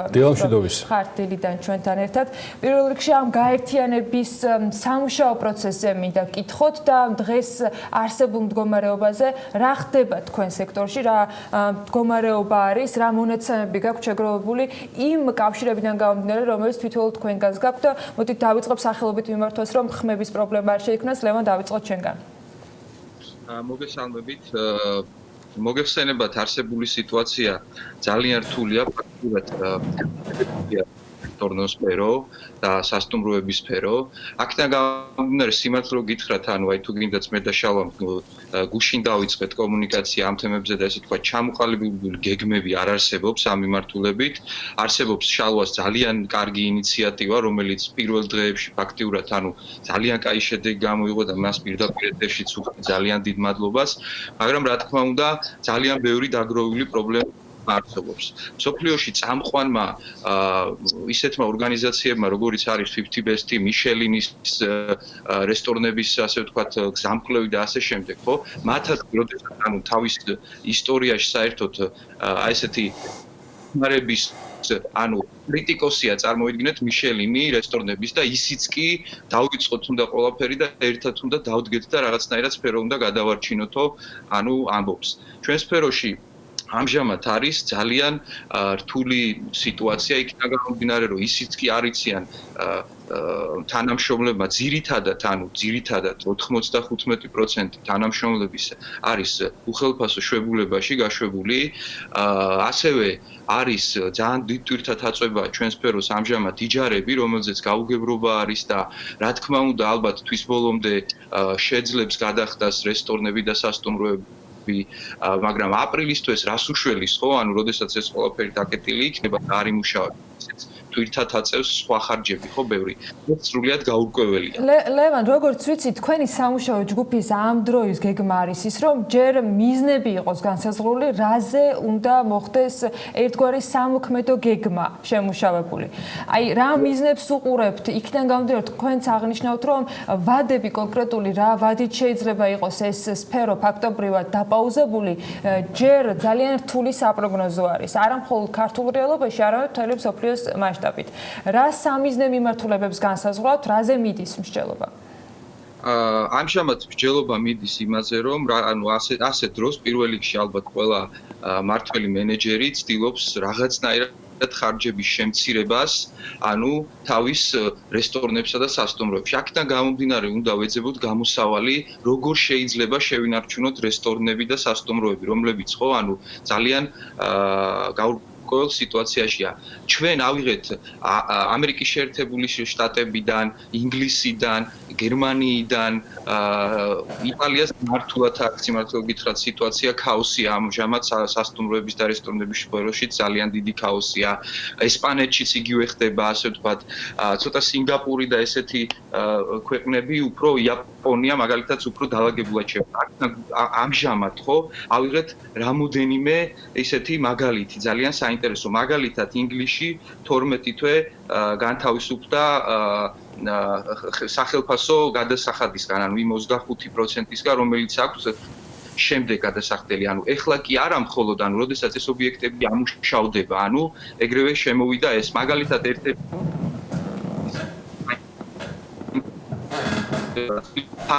საიგზალად ბუქირება აშვება ან სასამართლოში შეტანა. სახელმწიფო ეუბნება სფეროში ადამიანებს მეიჯარეს და მოიჯარეს, რომ რამენაირად შეთანხმდით რაღაც პროცესებზე, იმიტომ რომ სასამართლოში წასვლასაც კი არ ექნება არავითარი აზრი, იმდენი ხანი გაიწელება და როდესაც ძირითადად სასტუმროების სფერო არის იჯარით ფართი აღებული, შემდეგ არის სესხი გაკეთებული და არის შექმნილი რესტორანი. ახლა 2 თვეც რო გავიდეს, იმ რესტორნებს უბრალოდ ეს და სასტუმროებს ეს ადამიანები, მფლობელები ვერ გახსნიან, ვეღარ გაიხსნიან. ლევან, ამ სიტუაციაში, ვიდრე შალვასთან გადავინაცვლებთ დილომშვიდობის კიდევ ერთხელ, იყენებთ თუ არა ეგრეთ წოდებულ ფორს-მაჟორის ვითარებას, რაზეც BMG-ზე აქტიურად წერენ საკმაოდ ავტორიტეტული იურისტები. ჩვენ ამასთან დაკავშირებით ხვალიდან უკვე ძალიან აქტიური ჩართვები და მათ შორის რესპონდენტები იქნებიან, რომლებიც ამ თემას გამოიყენებენ. გამომდინარე იქიდან, რომ მინიმუმ 1 თვე ეს საკარანტინე ვითარება და ფაქტიურად კარანტინია გამოცხადებული იმ ინდუსტრიაში, სადაც თქვენ ბრძანდებით, უნდა მოხდეს ამ ყველაფრის ცალსახად გათვალისწინება. აი ამ სიტუაციაში საშემოსავლო გადასახადი თუ სხვა, რასაც ამ კვირაში ველით, რომ გამოაცხადებს მთავრობა ეკონომიკის სტიმულირების თემაზე. არის თუ არა კომუნიკაცია თქვენს და ხელისუფლებას შორის, რომ აღნიშნული რეკომენდაციების მიტანა მაქსიმალურად მოხდეს გადაწყვეტილებების მიღებთან?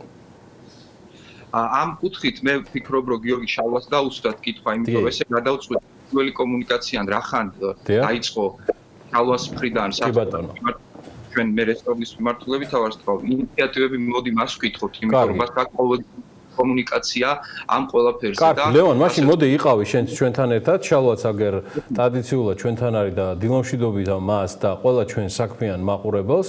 ორი კითხვა ბატონ შალვასთან კომუნიკაციასთან დაკავშირებით მთავრობასთან, ამდენად მიდის ამ რეკომენდაციების გათვალისწინება და რითი განაახლეთ ის რეკომენდაციები, მათ შორის რაც ლევან ქოქიაშვილს დავუსვი კითხვა და მეორე ბატონო შალვა მიხეილ ხიდურელი აწარმოეს საქართველოს სააგენტოს ხელმძღვანელი გუშინ გსტუმრობდა, მან კონკრეტულად დაასახელა ასე ვთქვათ ის საშუალებები, რითაც უკვე გახსნილი არის 50 სასტუმრო ოთახის მქონე სასტუმროებისათვის იმ თანადაფინანსების სისტემაზე, რომელიც უკვე ამოქმედებულია და რისთვისაც მზაობას უკვე გამოხატავს აწარმოეს საქართველოში. ვითარება აგვიხსენეთ თუ შეიძლება და რამდენად ხდება ამ ყველაფრის გამოყენება მიმდინარე ვითარებაში. გისმენთ? დილამშვიდობის ვითარება საკმაოდ მძიმეა, თითქმის თბილისში უკვე შემიძლია თქვა 95% სასტუმროებისას თითქმის დაიკეტა, ან საკარანტინო ზონად გადაკეტა და რესტორნების 100% უკვე დაკეტილია. შესაბამისად, საკმაოდ დიდი რაოდენობა პერსონალის არის ამ ჯგუფში უსამსახუროდ დარჩენილი და ჩვენი როგორც აქამდე ვიძახდით ჩვენი მთავარი ამოცანა იყო პერსონალისთვის სამსახურების შენარჩუნება და შემოსავლის შენარჩუნება. ამისგან და წერილი რომელსაც ჩვენ მიმართეთ ყველას კარგად გახსოვთ, ერთ-ერთი მთავარი პუნქტი იყო პირველი პუნქტი იყო დახმარება კომუნალური გადაწყვეტების, რომელიც აგერ ახლა მოვიდა უკვე 24-მდე ძირითადად წელის და გადასახადის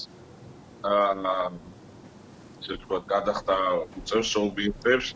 შემიძლია თქვა რომ ძალიან ბევრი ობიექტს უკვე ყოველდღიურად ეთიშება გაზეთად, იმიტომ რომ ფიზიკურად ობიექტები გადახდის უმნაროები არიან და ამ ეტაპზე მარტო შემიძლია თქვა სნოში სადაც მინუს აქტივ გრადუსია, ამით გაზი გაიწიშა უკვე და მთელი ობიექტი იმის და მიუხედავად რომ ობიექტისაც მაინც დაკეტილია, გაზის გარეშე დარჩა და ფიზიკურად ობიექტი ის ობიექტს პრომეტი პრობლემა შეიქმნება საკმაოდ ბევრი დაზიანების თემა შეიძლება მოხდეს იმიდან შალვა თქვენი მხრიდან პირველ ეტაპზე იყო გარკვეული გეგმა შეთავაზებული ეკონომიკის ჩვენ შევეცადეთ რომ პერსონალით დროებით გადაგონაწილებინა მაღაზიებში პირველი რა თქმა უნდა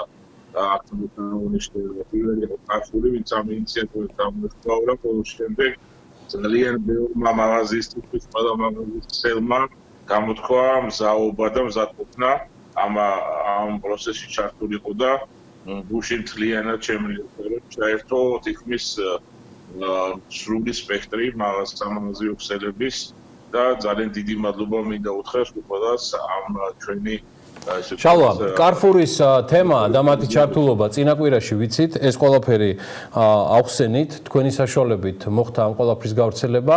სახელმწიფო დააკონტრაქტა 40-მდე სასტუმრო, რომელსაც უკვე იყენებს საკარანტინე სივრცეებად. ასევე ხდება დამატებით სასტუმროების გამოყენება. აწარმოეს საქართველოში გახსნილი არის თანადაფინანსების თემა, რომელიც 50 ნომრიანმა სასტუმროებმა მასზე ზევით არ შეიძლება კომერციული ბანკების საშუალებით შეუძლიათ მიმართონ, რომ გადავადება და კი არა და სესხის თანადაფინანსება მოხდეს. რთული ვითარება რომ არის და ჩვენ ქართულ ბიზნესს უფრო შორს და უფრო ღრმად რაც მივდივართ გველის უფრო რთული დღეები ვიცი და თქვენც იცით ეს ყველაფერი, მაგრამ როგორ გამოვდივართ არსებული ვითარებიდან, რა არის რეკომენდაციები და შემდგომი ნაბიჯები რა არის გადასადგმელი. კომუნიკაცია ვიცი რომ არის ხელისუფლებასთან და რამდენად ეფექტურია ეს ნაბიჯები რაც იდგმევა. ამ ეტაპისთვის კიდევ ერთხელ მინდა დიდი მადლობა გადაუხადო ხელისუფლებას იმ ინიციატივისთვის რაც გამოხატა და ეს სუბსიდირება მაგალითად თანადაფინანსება სესხის ძალიან კარგი და ძალიან ბევრ ობიექტს დაეხმარება და უბრალოდ ამ ეტაპისთვის რომ გითხრათ რომ რაღაცა კონკრეტული ნაბიჯების დანახვა ან რა გავაკეთოთ ჩვენ ერთად საერთოდ შევთანხმდით ან რაღაცა სტრატეგიული გეგმა გვაქვს, ვერ გვაქვს საკმაოდ ესეთი ბუნდოვანი სიტუაცია, არასოდეს არ ქონია, პირდაპირ შემიძლია თქვა თითქმის არავინ არ იცის როდიდან დაიწყო გაგეგმარება, ეს არის ყველაზე რთული ჩვენთვის, რომ კი, პროგნოზი შალვა ის თემა არის, რომელსაც ვერავინ ვერ აკეთებს, ვერც მე, ვერც თქვენ და სოფლიოში დღეს წამყვან ანალიტიკოსებს უჭირთ ამის გაკეთება. მაგალითად, მოდი მოვიყვანოთ კონკრეტული მაგალითი, რისი მინიშნებაც ლევან ქოქიაშვილმა გაგვიკეთა. ეხლა დადგა პრობლემა მაგალითად კომუნალური გადასახადების გადახდისა. აი ამ პერიოდში იჯარის თემაზე გასავლელია ფორს-მაჟორის თემა, მაგრამ ის რაც ეხება კომუნალურ გადახდებს, რა თემა უნდა იყოს, იმიტომ რომ ეს არის უკვე პერიოდი, როცა სასტუმროში ნაღდი ფული უკვე აღარ შედიოდა და თქვენ დაცლილები ხართ ამ საშუალებისგან. აქ რა შანსია, რომ არ ჩაიჭრას. მე მესმის, რომ ეხლა მოხმარება არც დენის და არც გაზის არ ხდება, გაჩერებულია ყველაფერი, მაგრამ არის მიმდინარე სახთელები. აქ რა არის სამოქმედო და არის თუ არა ამასთან დაკავშირებით იგივე ამ კომპანიებთან ურთიერთობა, დიახ? ეთქვით თემა არის, როცა აბონენტად ფიქსირდება ელექტროენერგიაზე. ყველა თითქმის ყველა ობიექტს აქვს დეპოზიტი დადებული და დეპოზიტი არ არის პატარა თანხა, საკმაოდ დიდი თანხები უდევს ყველა ობიექტს დეპოზიტის სახით. ჩვენ მიუმართეთ არაერთხელ თელასაც და ენერგოპროსას, რომ მოგვეცეს საშუალება ჩვენი დეპოზიტების გამოყენების. ანუ დეპოზიტი რასტიშთავს რეალურად ეს ყველაზე რთული პერიოდია ჩვენთვის და ჩვენ არ ვითხოვთ, ანუ არაფერს განსაკუთრებულ ჩვენ ვითხოვთ ჩვენი დეპოზიტის გამოყენების საშუალება მოგვეცეს. ანუ თანხები, რომლებიც ჩვენ დეპოზიტზე უკვე გვიდევს, უკვე ჩარიცხული გვაქვს, ამ თანხებიდან მოხდეს გადახდა ჩვენი დავალიანების, მაგალითად ელექტროენერგიის, რადგან ვერ ხვდები რატო უნდა იყოს ეს პრობლემა. სხვა რისთვის უარი მიიღეთ, ბატონ შალვა? უარია ამ თემაზე კონკრეტულად? არის უკაცრავად. უარი მიიღეთ ამ თემაზე? თუ უარია მიღებული. გასაგებია. მოვიკითხავთ ამბებსაც ლევანს მინდა დაუბრუნდე კითხვით ლევან ქოქიაშვილი არის ასევე ჩვენთან ერთად. ლევან, აი კონკრეტული თემა დასახელდა შალვას მხრიდან. თქვენ შემთხვევაში რა ტიპის კომუნიკაცია არსებობს? იგივე იჯარის შემთხვევაში მფლობელებთან, თბილისის მერის მხრიდან იყო გაკეთებული განცხადება, რომ თუ კი არის გარე ფართებთან დაკავშირებით მერიასთან შეთანხმება, გათავისუფლებულები იქნებიან ამ საიჯარო ვალდებულებისაგან. სხვა 600-მდე ობიექტის იჯარის ვალდებულების გადახედვა მოხდა. აი ეს სურვილები, ეს ძირითადი კრიტიკული საჭიროებები რა შეიძლება კიდე იყოს თქვენი მხრიდან, რაზეც რეაგირება გჭირდებათ? ამ ეტაპისთვის მე ვფიქრობ, რომ საჭირო არის უფრო თქვენ სფერომ შეინარჩუნოს, ანუ ჩვენ სფეროში არის ძალიან დიდი პანიკა ახლა. ანუ მესმის, მაგრამ რაღაცნაირად უნდა შევძლოთ, მოვკიდოთ საქმეს წელი და დავიწყოთ ამ ყველაფერზე ფიქრი, იმიტომ რომ პირველ ეტაპზე ჩემი აზრითაც მიუხედავად ჩემი, ასე ვთქვათ, ურთიერთობის სახელმწიფოსთან, ძალიან სწორი ნაბიჯები გადაიდგა, და ძალიან დიდი მადლობა მათ. ეხლა არის ჩვენი ნაწილიდან ეს მომზადება, იმიტომ რომ გვაქვს ეხლა უფლება, რომ ესე ვთქვათ, აი ესეთი დღეს რაც ხდება საქართველოში, სახელმწიფოს ცოტა სხვა საქმეები აქვს, უჯობესია რომ ჩვენ მოვემზადოთ, მაგრამ თავარი რაც არის პრობლემა, ეს არის იჯარის საკითხის გადაჭრა. ძალიან მნიშვნელოვანი ფორს მაჟორიში იმდენად მოუმზადებელები ვიყავით, აი გუშინ თქვენს ეთერსაც უყურებდით, ჩემი ურთიერთობთანაც ვქონდათ, მან ცოტა გაურკვეველია ზოგიერთ ადამიანს, ხო მაგალითად შეიძლება ადრინდელი რაღაც ამ მიმდინარეთვის დავალიანება ქონდეს და აქ ძალიან ბევრ გაუგებრობასთან აქვს საქმე, რომ ფორს-მაჟორში არაფერი არ წერია, წელია რომ ფორს-მაჟორია და მორჩა, არ ვიყავით მზად, მოკლედ, მთელი მსოფლიო არ იყო, ჩვენ კი არა, ესეთი ვერავინ ვერ წარმოუდგენდა, რომ მეორე მსოფლიო ომის დროს რესტორნები არ იკეტებოდა და ეხლა იდეაშიც კი ვერ მოვიფიქრებდით, რომ შეიძლებოდა რამე ისეთი პროცესი მომხდარიყო მსოფლიოში ან საქართველოში, რომ ესე დაიკეტებოდა რესტორნები. აქედან გამომდინარე, აი ძალიან მნიშვნელოვანი არის ალბათ, რომ თვითონ დაიწყონ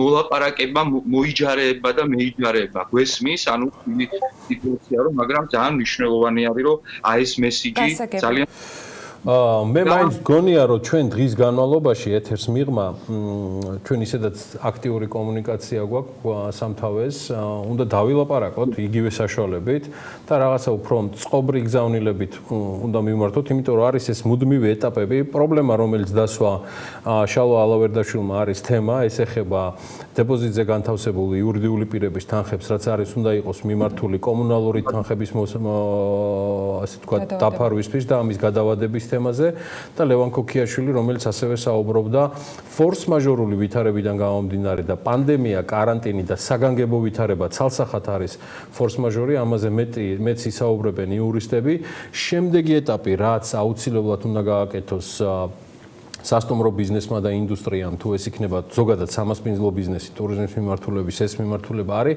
შემდეგი ეტაპები რაც აუცილებლად უნდა გადავიდეს კონკრეტულ რეკომენდაციებად ხელისუფლების მიმართ. იმიტომ რომ კომუნიკაცია გაგრძელდეს მათ შორის იმისთვის რომ ჩვენ გავაკეთოთ ეს თემა რომ უკვე შემდეგი ეთერიც უკვე დავგეგმოთ ამ ყველაფრიდან გამომდინარე, რაც შეიძლება მეტი და აქტიურად ვიყოთ კავშირზე, მეგობრებო, ამ ნაწილით მინდა ამოვწურო თემა თუ არ არის აიმე ისეთი გზავნილი, რომელსაც ცხადია შემდეგ ეთერებში გავაჟღერებდით, ჩალვალე მე მგონი ამითი შეგვიძლია ამოვწუროთ დღეს დღევანდელი დილის და დღის განმავლობაში კიდევ ერთმანეთთან კონფერენციის საშუალებით დაუკავშირდეთ და გადავხედოთ რას და როგორ დავგეგმავთ. დიდი მადლობა და წარმატებები. ყველაფერი კარგად იქნება.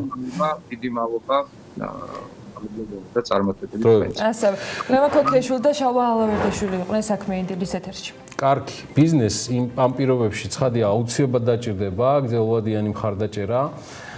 და სხვადასხვა საგადასახადო შეღავათები ეს ბოლო ორი რესპონდენტი რომელიც ახლა იყო საქმიანი დილის ეთერში წარმოადგენენ და ხელმძღვანელობენ იმ ინდუსტრიებს რომელიც ყველაზე მეტად დაზარალდა და შესაბამისად ის ემოციური ფონი არის სრულად გასაგები ლევან ქოქიაშვილს და შალვა ალავერდაშვილს ძალიან ხშირად ნახავთ ჩვენს ეთერებში სადაც გვექნება კონკრეტული საუბრები სად შეიძლება მათი წახალისება და ყველაზე მეტად რა დააწვევა ბიზნეს ტვირთად ამაზეც გვექნება საუბარი თუმცა ამ თემაზე კიდევ იშრომა ჩვენმა რეპორტიორმა ლევან თაღიაშვილმა მოიკითხა საკმაოდ საინტერესო სხვადასხვა თემები და სწორედ ლევან თაღიაშვილი კიდევ ერთხელ გვერდება ეხლა პირდაპირ ეთერში და ლევანი გაგვიზიარებს სხვადასხვა მიმართულებებს ბიზნესის მაჯისცემიდან აბა ლევან გისმენთ ყურადღებით დილამშვიდობის მე დღეს ეთერში არ მინახი ხარ დილამშვიდობის კიდევ ერთხელ ბიზნესმა ყველაზე კარგად იცის თუ სად და როგორ სჭირდება დახმარება შესაბამისად ჩვენს პირველი სწორედ მათ მიმართეთ და საკმაოდ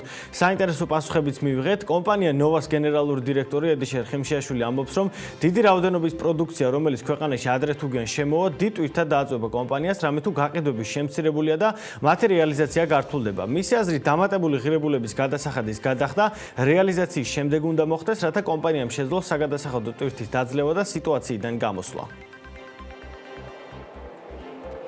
კომპანია მიიღო აბსოლუტურად ყველა ზომა რომ ის შეფასებები რომლებიც შეიძლება რომ არ წამოსულიყო ან გაეჩერებინათ მომწოდებლებს ყველა გავაჩერეთ მაგრამ მიუხედავად ამისა საკმაოდ დიდი რაოდენობის შეკვეთა არის რომელიც არის გზაში და რომელიც აუცილებლად შემოვა ახლო მომავალში ჩვენ კომპანიას ეს დეიგე საკმაოდ სიმეტრიულად დააწვევა ჩვენი მოთხოვნა შეღავათზე იქნება თუ რა თქმა უნდა ესეთი რაღაცა მთავრობის მიერ იქნება განხილული მივესალმებით რომ დეიგის განაკვეთი ისევე როგორც ადრე იყო და კომპანია ნოვა წარმოადგენდა უფრო სიაში კომპანიას და დეიგის იქი და რეალიზაციის შემდგომ თუ არის შესაძლებელი აღდგეს ესეთი რეჟიმი. მასთან ინტერვიუში საინტერესო იყო ასევე თანამშრომლების ხელფასების ნაწილიც. ედიშერ ხიმშაშვილს მიაჩნია, რომ დროებით თანამშრომლებს და კომპანიას უნდა მოეხსნათ საპენსიო ფონდის გადასახადი, რადგან თუნდაც მცირედით უფრო მეტი ანაზღაურება მოსახლეობის მდგომარეობას გაუმჯობესებს და ერთგვარი შეღავათი იქნება მათთვის. ვფიქრობ, რომ კარგი იქნება თუ ამ პერიოდის განმავლობაში შეიძლება იგივე საპენსიო გადასახადის გადახდა როგორც თანამშრომლების მხრიდან, ასევე კომპანიის მხრიდან, რაც ვფიქრობ, რომ ასევე ამ ძიმე ეკონომიკურ პირობებში თანამშრომლების შემოსავალს რაღაც დოზით მაინც აზრდის, რაც მე ვსმენთ, რომ ძალიან მნიშვნელოვანია თანამშრომლებისთვის, იმიტომ რომ თითოეული თეთრი ამ კრიზისში არის განსაკუთრებულად მნიშვნელოვანი. საინტერესო იდეებით გამოვიდა რეფორმატიქსი, რომელიც საქართველოს ექს-პრემიერის ნიკა გილაურის დაფუძნებულია. მისი თქმით, სახელმწიფოს მიერ დაწესებული შეღავათებით იმ კომპანიებმა უნდა ისარგებლონ, რომლებიც შეენარჩუნებელ დასაქმებულთა სრულ რაოდენობას ან შეამცირებენ მხოლოდ 10-20%-ით, დასაქმებულთა ხელფას კი შეამცირებენ არაუმეტეს 20%-ისა. ასევე მსხვილმა კომპანიებმა, რომლების დამფუძნებლებიც არ გაინაწილებენ მოგებას. რაც ეხება კონკრეტულ შეღავათებს, ნიკა გილაურის კომპანიის აზრით, მცირე და საშუალო ბიზნესის მხარდაჭერა უნდა მოხდეს საშემოსავლო გადასახადის 0%-იანი განაკვეთის შემოღებით 3-4 თვის განმავლობაში გაგრძელების პერსპექტივით, ქონების გადასახადზე უნდა მოხდეს 12 თვის განმავლობაში მორატორიუმი ან შემცირდეს 1% განაკვეთი, მსხვილმა ბიზნესმა კი უნდა მიიღოს საშემოსავლო გადასახადის განახევრების შეღავათი 3-4 თვის განმავლობაში, ასევე გაგრძელების პერსპექტივით, მორატორიუმი ქონების გადასახადზე 12 თვის განმავლობაში, საბანკო კრედიტებზე კი ასევე მორატორიუმი უნდა დატესტეს 12 თვის კრედიტის ძირის გადახდაზე. განსხვავებული აზრი აქვს აისეტის კვლევით ინსტიტუტის წამყვან ეკონომისტ გიორგი პაპავას, ისის გამოვკითხეთ. მისი თქმით, ჯერჯერობით რაიმე კონკრეტული პაკეტის შემუშავება ცოტათი ნაადრევია, რადგან არ ვიცით თუ რა მასშტაბების იქნება ზიანი და რა მაჩვენებლებით გამოვა ეკონომიკა ამ კრიზისიდან, შეიძლება მოგვიწვიოს პრიორიტეტული ინდუსტრიების გადალაგება, ქვეყნის მიმართულების შეცვლა და ასე შემდეგ. ჩვენ დღესვე ცალსახად გადავწყვეტთ, რა უნდა გავაკეთოთ კრიზისის შემდეგ ეკონომიკის სტიმულირებისთვის.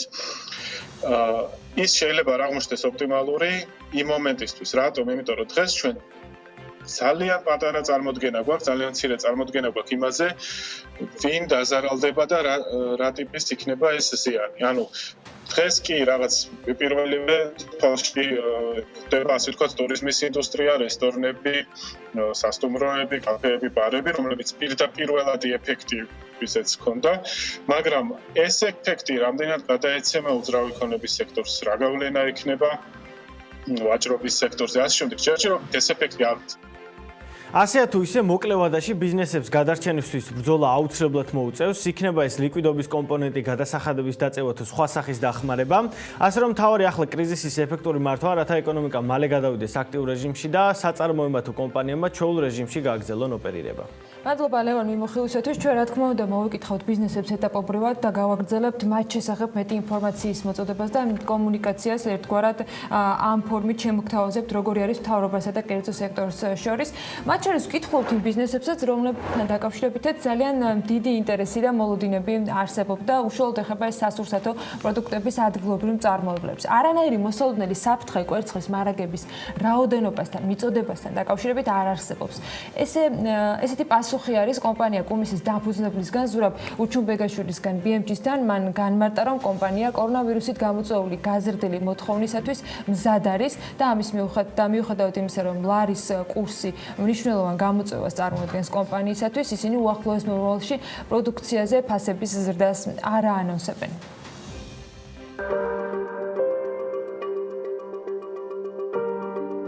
არანაირი მოსალოდნელი საფრთხე მარაგებთან, რაოდენობასთან, მიწოდებასთან, ლოჯისტიკასთან დაკავშირებით არ არსებობს. მართალია დაემთხვა ეს კორონავირუსის შემოჭრა აღდგომას, მაგრამ ჩვენ მაინც ძალიან დიდი ხნით ადრევე ვზადებით ხოლმე აღდგომის ბრწყინვალე დღესასწაულისთვის. აქედან გამომდინარე, ყველა აბსოლუტურად წარმოება არის მომზადებული და პიკის რეჟიმზე გავდივართ უკვე ამ დღეებში. გვაქვს საკმარისი რაოდენობით როგორც მარაგები ფრინველის გამოკვებისათვის, ასევე სასაქონლო ნაშთები. არანაირი გართულება მიწოდებასთან მიმართებაში არ იქნება. პირიქით, შემიძლია თამამად და სიამაყით თქვა, რომ წელს იქნება იმაზე გაცილებით მეტი წარმოება, როგორც ხორცის, ასევე კვერცხის, ვიდრე ყოფილა აქამდე. არ არის მოლოდინი არანაირი ფასის ზრდისა, მიუხედავად იმისა, რომ ლარი რეკორდზე ხსნის, ჩვენ გადავწყვიტოთ, რომ თუნდაც ჩვენი საკუთარი, ასე ვთქვათ, ზარალის ხარჯზე უახლოეს მომავალში მაინც ფასები არაფერს არ მოუმატოთ.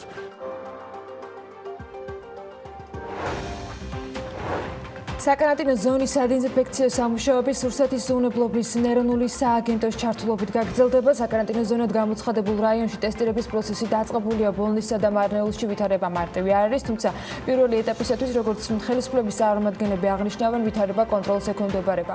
რა ხდება საკარანტინო რაიონში, სადაც გადაადგილება ყველასთვის შეზღუდულია? რამდენიმე წუთში ვისაუბრებთ დეტალურად თამაზ ნავერიანთან, მარნეულის მაჟორიტარი დეპუტატი შემოგვერდება საქმიანი დილის ეთერში.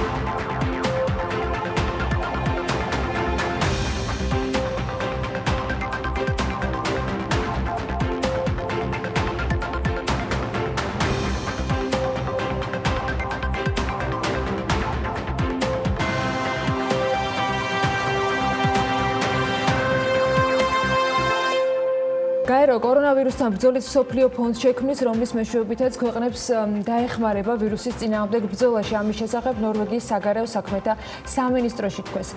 მრავალი დონორის მიერ დაფინანსებული ფონდი გაეროს ეგიდით პარტნიორებს დაეხმარება უფრო ეფექტური ზომები განახორციელონ, ამბობს საგარეო საქმეთა მინისტრი ინე ერიქსენი. ფონდის მიზანია დახმარება გაუწიოს განვითარებად ქვეყნებს, რომელთაც სუსტი ჯანდაცვის სისტემა აქვს.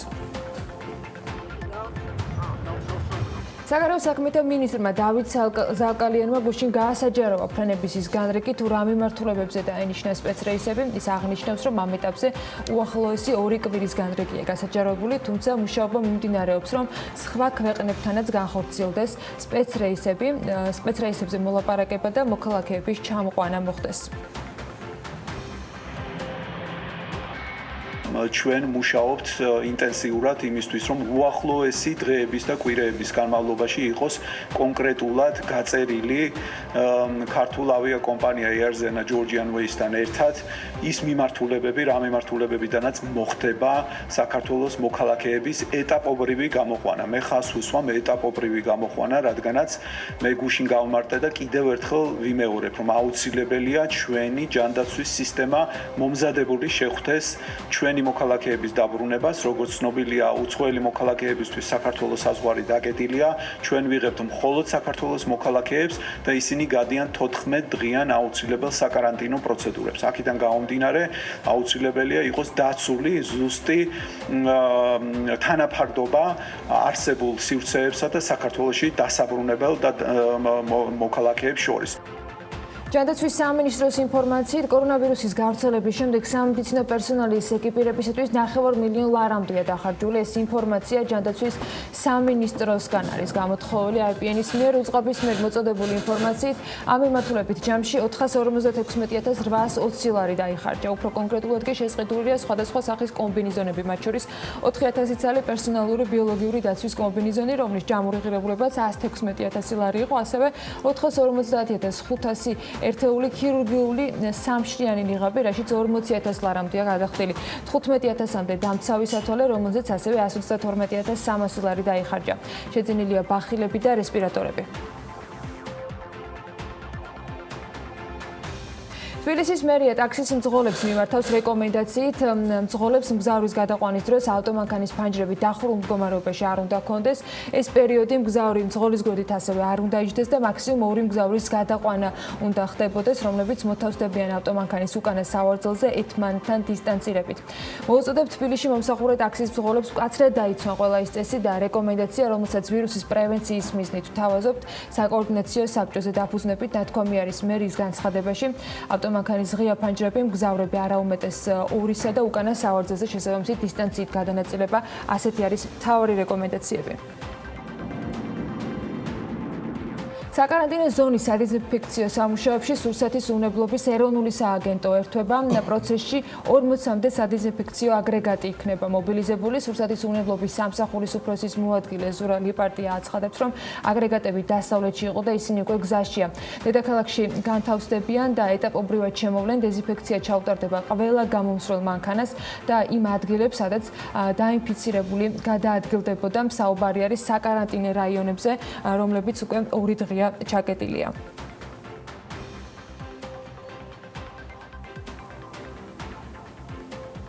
მეორე დღეა მარნეულსა და ბოლნისში კარანტინის რეჟიმი მოქმედებს. გუშინ გამთენიისას რაიონში შესასვლელი ყველა გზა შინაგან საქმეთა სამინისტროს შესაბამისი სამსახურის თანამშრომლებმა გადაკეტეს და ყველას, ვისაც იქ შესვლა უნდა, ამის უფლება მხოლოდ პოლიციის საპატრულო ეკიპაჟების დახმარებით ეძლევათ. აღრიცხვის პროცედურებთან ერთად ქალაქში შემსროლების შემთხვევაში მოწმდება მათი ჯანმრთელობის მდგომარეობა, ხომ არ არის რაიმე სიმპტომი გამოხატული. მთავრობის წევრთა განცხადებით, ჩაკეტილ რაიონებში მომარაგების და მოსახლეობის საჭირო პროდუქტებითა თუ მედიკამენტებით უზრუნველყოფის პრობლემა არ იქნება.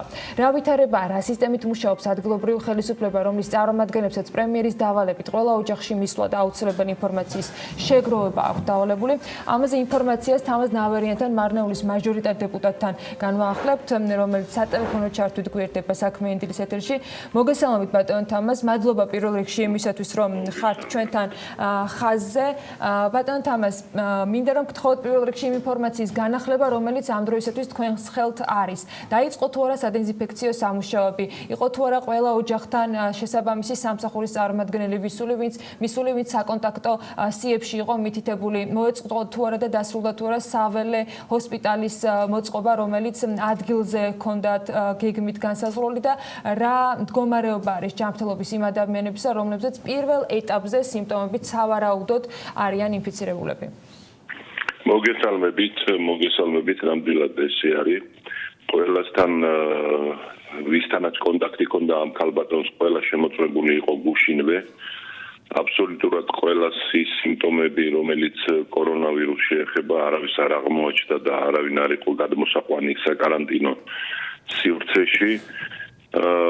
რაც შეეხება დაკვირვების ქვეშ იმყოფებიან ესენი და თვითი იზოლაციაში არიან სახლებში. ყოველდღიური კონტაქტი აქვთ ჩვენ ექიმებს. დღეს 9 საათიდან უკვე გასული არიან მოხალისეები და თვითონ ექიმები სხვა საზოგადოებრივ ჯგუფებთან და აწვდიან ინფორმაციას. მოწმდება მთლიანად მარნეულის მოსახლეობა და ეს რა თქმა უნდა ეტაპობრივად ამ 2-3 დღეში უკვე დამთავრებული იქნება მთლიანად მარნეულის მოსახლეობის ამ ფორმით შემოწმება. ეწოდებათ მათ ინფორმაცია იმის შესახებ, რომ რა უნდა გააკეთონ, რა ნორმები უნდა დაიცვან იმისთვის, რომ ჩვენ საზოგადოება დაცული იყოს მარნეულშიც და ზოგადად ჩვენს ქვეყანაშიც. მთავრობამ თქვენი ცით მიიღო დროული და საჭირო გადაწყვეტილება და ეს 2 რაიონი გამოაცხადა საკარანტინო ზონად, რომელმაც ძალიან კარგი ეფექტი გამოიღო და ჩვენ მუშაობთ, ვაგრძელებთ მუშაობას. არანაირი საშიშროება ჯერ არ არის იმისი, რომ იქ პროდუქტის ნაკლებობა განიცადოს მოსახლეობამ და ჩვენ ყველანაირად კონტროლზე გვყავს ყველა სიტუაცია და მიმართულება აყვანილი და ასე რომ კონტროლს ექვემდებარება სიტუაცია. როგორ მიმდინარეობს სწორედ პროდუქტების, მედიკამენტების მიწოდება? გუშინ ითქვა ასევე, რომ რიგ შემთხვევებში საწარმოებთან დაკავშირებით შესაძლებელი იყო ნებართვის გაცემა, რომ მათ მუშაობა განიახლებინათ. ასევე ცალკეულ შემთხვევებში შესაძლებელი იყო, რომ შემოწმების შედეგად და შესაბამისი სამედიცინო დადასტურების შემდეგ ქონოდათ მოსახლეობის ნაწილს ის უფლება, რომ გასულიყვნენ სასოფლო-სამეურნეო სამუშაოების ჩასატარებლად. ეს სია თუ არსებობს უკვე ამ დროისათვის, თუ შედგა შეთანხმება მთავრობის წევრებს შორის და ამ მიმართულებით, აი რა რეჟიმში ხდება ადამიანების კომუნიკაცია, ან გადაადგილება თუნდაც პროდუქტების მოსამარაგებლად, თუ ყველა ოჯახში ხდება სახელმწიფოს მხრიდან შესაბამისი, ვთქვათ, პროდუქტის და მედიკამენტის მიწოდება. სადაც აუცილებელი არის ეს მიწოდება ხდება და რომელიც რისკ ჯგუფების ქვეშ იმყოფებიან ადამიანები, იქ მიწოდება ხდება ამ პროდუქტების თუნდაც სამედიცინო მომსახურების მიმართულებით. რაც შეეხება ამ სამუშაოებს, ამაზე ჯერჯერობით 1-2-3 დღე ალბათ თავს შეიკავებს მოსახლეობა და შემდგომისთვის უკვე ამაზეც იქნება ზრუნვა, რომელიც სამუშაოებით არის ჩასატარებელი უკვე საზაფხულო სამუშაოები იწყება და ამასაც გაგებიდათ შეხვდა მოსახლეობა და ასე რომ ამ მიმართულებითაც გვაქვს მუშაობა ჩატარებული. ბატონ თამას, ინფორმაცია, რომელიც შესაძლოა ჯერ რთული და სასწრაფო იყოს, მაგრამ თქვენ შედარებით მეტად ხართ ინფორმირებული და საზოგადოებას აინტერესებს, იყო თუ არა ამ კომუნიკაციისას, რაც მოსახლეობასთან შედგა, გამოკვეთილი ისეთი სახის ინფორმაცია, რომ ადამიანები, რომლებიც დაავადებულ ქალბატონთან იყვნენ კონტაქტში, სხვა რაიონებში შეიძლება გადავიდნენ, ან დღეს არ არიან სახლებში დაბრუნებულები. რამე მსგავსი ინფორმაცია ხომ არ არის თქვენს ხელთ? იმ პერიოდიდან რაც გამოცხადდა კარანტინი ამ 2 რაიონში, ესეთ ფაქტს რა თქმა უნდა ადგილი არ ქონია, იმიტომ რომ უკვე დაკეტილი არის 2-ვე რაიონი, 2 გასასვლელი ეს სამანქანო იქნება თუ სხვა ფორმის გასასვლელი რაიონი და ყველა ეს მომენტი გაკონტროლებული არის და ასე რომ არ მგონია რომ იმის მერე რაც დაიკეტა კარანტინი და გამოცხადდა იმის მერე ვინმე გასულიყო რაიონებიდან. კარგი. ბატონ თამას. ბრძანებ და დაასრულეთ აზრი და მე კითხავთ. და რაც შეეხება იმას რომ კონტაქტი ქონდა რამოდენიმე რაღაც 1700 სასახელებენ 1300 ამდენი არ არის დაახლოებით 400-500 ადამიანამდე შესაძლებელი არის მოცული ყოფილიყო ეს და 1000 ნამდვილად არ არის გადაჭარბებული არის ეს ამბავი. ბატონ თამაზ დილამშვიდობის ესეთი კითხვა კიდევ ერთხელ. მე მაინტერესებს პრემიერ-მინისტრი იმ ღამით როცა აცხადებდა საგანგებო ვითარებას არა საკარანტინე ზონებად მარნეულს და ბოლნის იქ ასევე აღინიშნა ერთ-ერთი უმთავრესი თემა მიღმა მომარაგებისა ბოლნისის და მარნეულის ამ საკარანტინო ვითარებაში ქართული ეკონომიკისთვის და მიმდინარე ვითარებისთვის მნიშვნელოვანია ასევე მარნეულში და ბოლნისში წარმოებული სოფლის მეურნეობის სხვა პროდუქტების ასევე აქეთ მომარაგება გულისხმობ დანარჩენ საქართველოში მოწოდება. არის თუ არა ამ თემაზე ნამსჯელი, რადგან იმ ღამით გიორგი გახარია საუბრობდა, რომ დილით უკვე ლოჯისტიკა იქნება დალაგებული, რომ არა მხოლოდ შეტანას საკარანტინო ზონებში, არამედ იქიდან სხვადასხვა პროდუქციის გამოტანას არ შეექმნას პრობლემა, რაც იმავდროულად უწყვეტობას შექმნის ადგილობრივების ფინანსური ვითარებისაც მათ შორის. ამ თემაზე არის თუ არა ნამსჯელი და თქვენ პირადად რა ინფორმაციას ფლობთ? დიახ, გიდასტურებთ, რომ ზუსტად ესე იყო. ჩვენ დღეიდან უკვე შესაძლებელი იქნება და ვაკეთებთ ამისთვის ყველაფერს, დაცული იქნება ყველანაირად ეს მიმართულება, რომ იქ იმ ნორმებით დაცვით იქნება გამოტანილი ყველა პროდუქტი, რომელიც იწარმოება მარნეულსა და ბოლნისში და შეტანაზეც რაც დაჭირდება ხალხს მან და რისი ნაკლებობასაც განიცდიან, ეს ფორმაც დალაგებული იქნება უკვე დღეიდან. ესე არის დღეიდან გუშინ უკვე ამაზე მსჯელობდნენ ადამიანები, რომელი ორგანიზაციებით თუ კომპანიებიც იქ აწარმოებს სხვადასხვა პროდუქციას, იმათმა გუშინ უკვე მობილიზაცია გააკეთეს და ამაზე უკვე ჩვენ გუშინ ვიმსჯელეთ და დღეიდან უკვე ესეც თავისუფლად თავისი ნორმების დაცვით ამ ფარგლებში იქნება გადაწყვეტილება. ბოლო კითხვა ბიზნესზე და ეკონომიკასთან მიმართებაში, ბატონ თამაზ, მე მაინტერესებს ის რამდენიმე საწარმო, რომელიც არის ამ მუნიციპალიტეტებში განლაგებული, მათ ცხადია ამ დღეების განმავლობაში მანამდეც საგანგებო ვითარებიდან გამომდინარე უწევდათ სამუშაო დღის წესრიგის გადაწყობა. ფაქტიურად ერთ-ერთ საწარმოოს ამ შემთხვევაში RMG Gold-ზეა საუბარი, მოუწია სპეც ასე ვთქვათ, გეგმის შემუშავება მთავრობა საიმისოთ, რომ ეს ამოქმედებულიყო, თუმცა მეც თქვენს და ჩვენმა საქმიანმა მაყურებელმა იცის, რომ RMG Gold-ი არ არის ერთადერთი საწარმო ამ მუნიციპალიტეტებში და ბევრთან მიმართებაში იქნება ინდივიდუალური თუ საერთო გეგმების შემუშავება. ეს იმ რთული საკარანტინო ვითარების დადგომის შემდეგ, როდის ადაპტირდება საიმისოთ, რომ საგანგებო ვითარების ფარგლებში ამ ერთი თვის განმავლობაში პლუს კარანტინი, რაც ამძიმებს ადგილზე საქმიან და სხვა ტიპის ვითარებას, რომ აქაც შეფერხებები არ მოხდეს. რა თქმა უნდა, ეს გადაწყვეტილება მიღებულია, მე კიდე გითხარით, იქნება ალბათ გამოტანილი ეს პროდუქცია, ეს ნაწარმი, რომელსაც იქ აწარმოებენ, არავითარი პრობლემა მათ არ შეექმნებათ. მე თავში თქვენი კითხვა მე მგონი ვერ გავიგე, მაგრამ მათ პრობლემა არანაირად არ შეექმნებათ თავისი კომპანიების მართვაში, წარმოებაში იმ პროდუქციის, რაც იწარმოება ამ რეგიონში. ეს პასუხი მივიღე ბატონ თამაზ და თქვენ აბსოლუტურად გაეცით ამაზე პასუხი ამაზე მიღებულია.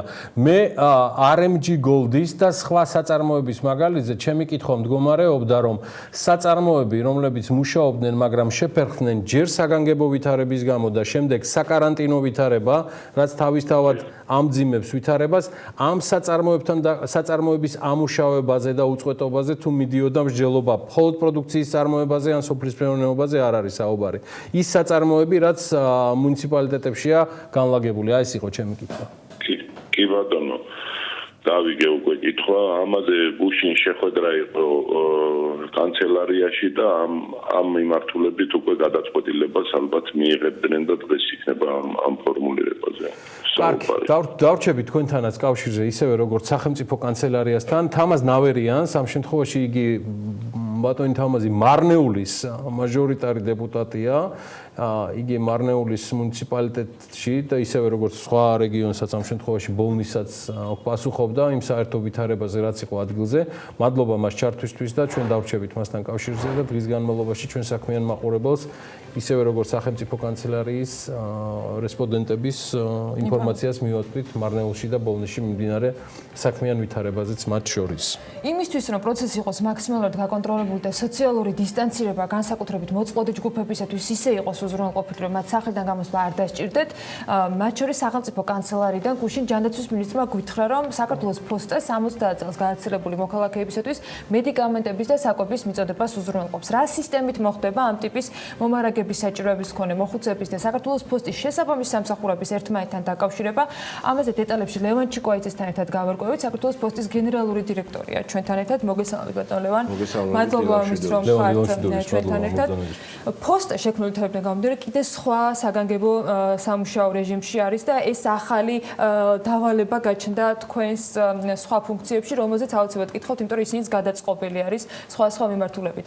და მთავარი კითხვა, პენსიონერებმა როგორ შეიძლება მიმართონ საქართველოს ფოსტას, ვინც დგას იმ საჭიროების წინაშე, რომ სახლში მიუტანონ შესაბამისი ყოველთვიური პენსია. რა კომუნიკაცია შეიძლება შედგეს და რა შედის თქვენს მოვალეობებში? მოგახსენებთ, თუ სწორად გავიგე კითხვის დასაწყისში, რაც აღნიშნეთ, იმაზე გავამახვილებ ყურადღებას, რომ ეს დარგი, ეს ინსტიტუციური გამოცდილება საქართველოში არ არსებობს მსგავს მდგომარეობაში, თუ როგორ უნდა იმოქმედოს საგანგებო მდგომარეობაში საქართველოს ფოსტამ. მსოფლიო პრაქტიკა ამაში არსებობს, ეს არის საომარი მდგომარეობა, როდესაც ვიცით, რომ გაორმაგებული და გაათმაგებული მუშაობა ყველა საფოსტო ოპერატორში, პირიქით იმატებენ კადრებს და ქვეყნის ძირითადი ნაწილი ან თავდაცვის დეპარტამენტის სამინისტროში, ან ფოსტაში, ან ჯანდაცვის მიმართულებით არის გადანაწილებული. პანდემია ასეთი გამოცდილება ნაკლებია მსოფლიო მასშტაბით. დაიბნა ამერიკის საფოსტო ოპერატორიც, როდესაც პირველი ფაქტი დაუფიქსირდათ ვირუსის საკუთარი თანამშრომელის, ეს 29 თებერვალს მოხდა ვაშინგტონის შტატში, სიეტლში, თავიდან დაიწყეს გადაწერა მანუალის, ანუ სახელმძღვანელოსი.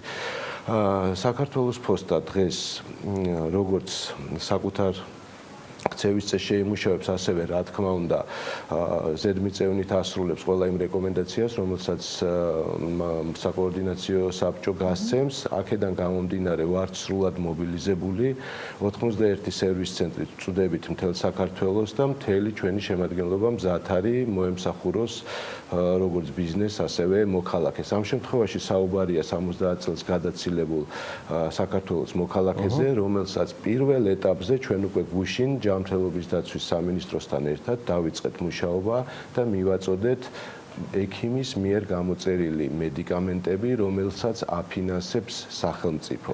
ეს არის სახელმწიფოს მიერ შექმნილი პროდუქტი, ჯანდაცვის სამინისტროს საშუალებით ხორციელდებოდა. დღეს ადგილზე მიტანის უზრუნველყოფა მოხდება საქართველოს ფოსტის საშუალებით. ეს არის საწყისი ეტაპი. შემდგომი ყველა სახელმწიფო სერვისის მიწოდება უნდა მოხდეს ამ ადამიანებზე, 70 წელს გადაშორებულ ადამიანებზე ფოსტის საშუალებით.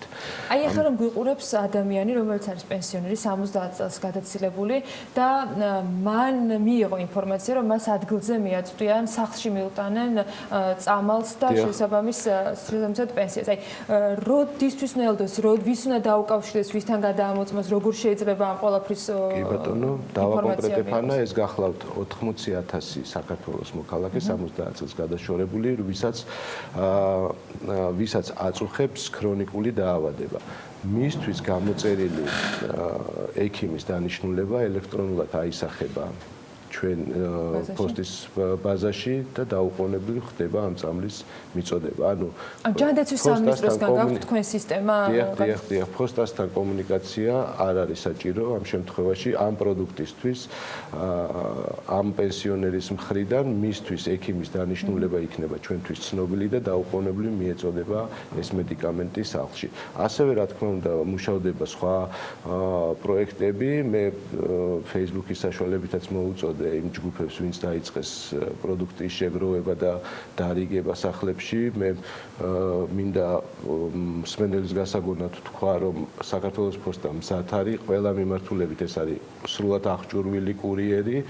იმის ვირუსის გადადებისგან დასაცავად და ასევე მობილიზებული რომ ძალიან მოკლე დროში მოხდეს ყველა საჭირო პროდუქციის მიწოდება. ანუ ორივე მიმართულებით მობილიზებულები ვართ და გთხოვთ მოანდოთ მსგავსი პროდუქციის დარიგება იმის გამო რომ ავიცილოთ თავიდან ვირუსის გავრცელება. ანუ ლევან თუ სწორად გავიგე, ყველა და ნებისმიერი ჯგუფი და ამ ბოლო დროს ძალიან ბევრი აქტივისტი და ჯგუფებია, რომლებიც თვითორგანიზდნენ და სხვადასხვა საქველმოქმედო მიზნებისთვის თავს უყრიან საჭიროებებს სხვადასხვა ასაკის წარმომადგენლებისთვის საქართველოს ფოსტა მზად არის მოემსახუროს სრულად ყველანაირად თავისი სერვისების ყოველგვარი ანაზღაურების გარეშე. სწორედ ამას ვამბობ. დღეს დილითაც მოვისმინე გორში მობილი, რა თქმა უნდა, მივესალმები მსგავს ღონისძიებებს, კეთილშობილური საქმეა.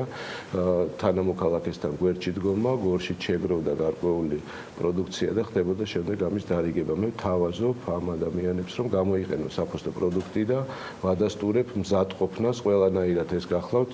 კიდევ ვიმეორებ, ორი მიმართულება ეს არის ვირუსის გავრცელებისგან თავის არიდება და რაც ყველაზე მნიშვნელოვანია, გამომჩეს უნდა მეთქვა აუცილებლად ჩვენ ბაზაში აღერიცხება ყველა ვიზიტი. ანუ ამ პროდუქციამ კონტაქტი შედგა ჩემსა და მომხმარებელს შორის, კურიერსა და მომხმარებელს შორის ბაზაში აღრიცხული იქნება სრული ჯაჭვი. ანუ ვირუსის დადასტურების შემთხვევაში ჩვენ შეგვეძლება გავყვეთ ამ ვირუსს სრულად თავიდან ბოლომდე ლოჯისტიკა. გასაგებია კონდათ კონტაქტი. თუ გავითვალისწინებთ, რომ ჩვენ ყოველდღიურად 10,000-ზე მეტ მისამართს სტუმრობთ და 10-დან 15,000-მდე გვაქვს ადგილზე მიღება და გაცემა სერვის ცენტრებში, საკმაოდ დიდი რაოდენობაა 25,000 კონტაქტი ყოველდღიურად. ეს 25,000-ვე კონტაქტი აღერიცხულია ჩვენს ბაზაში და ჩვენი სამედიცინო დარგისთვის მნიშვნელოვანი ნაწილი შემადგენელი ამ პროცესისა, რომ გავყვეთ სრულად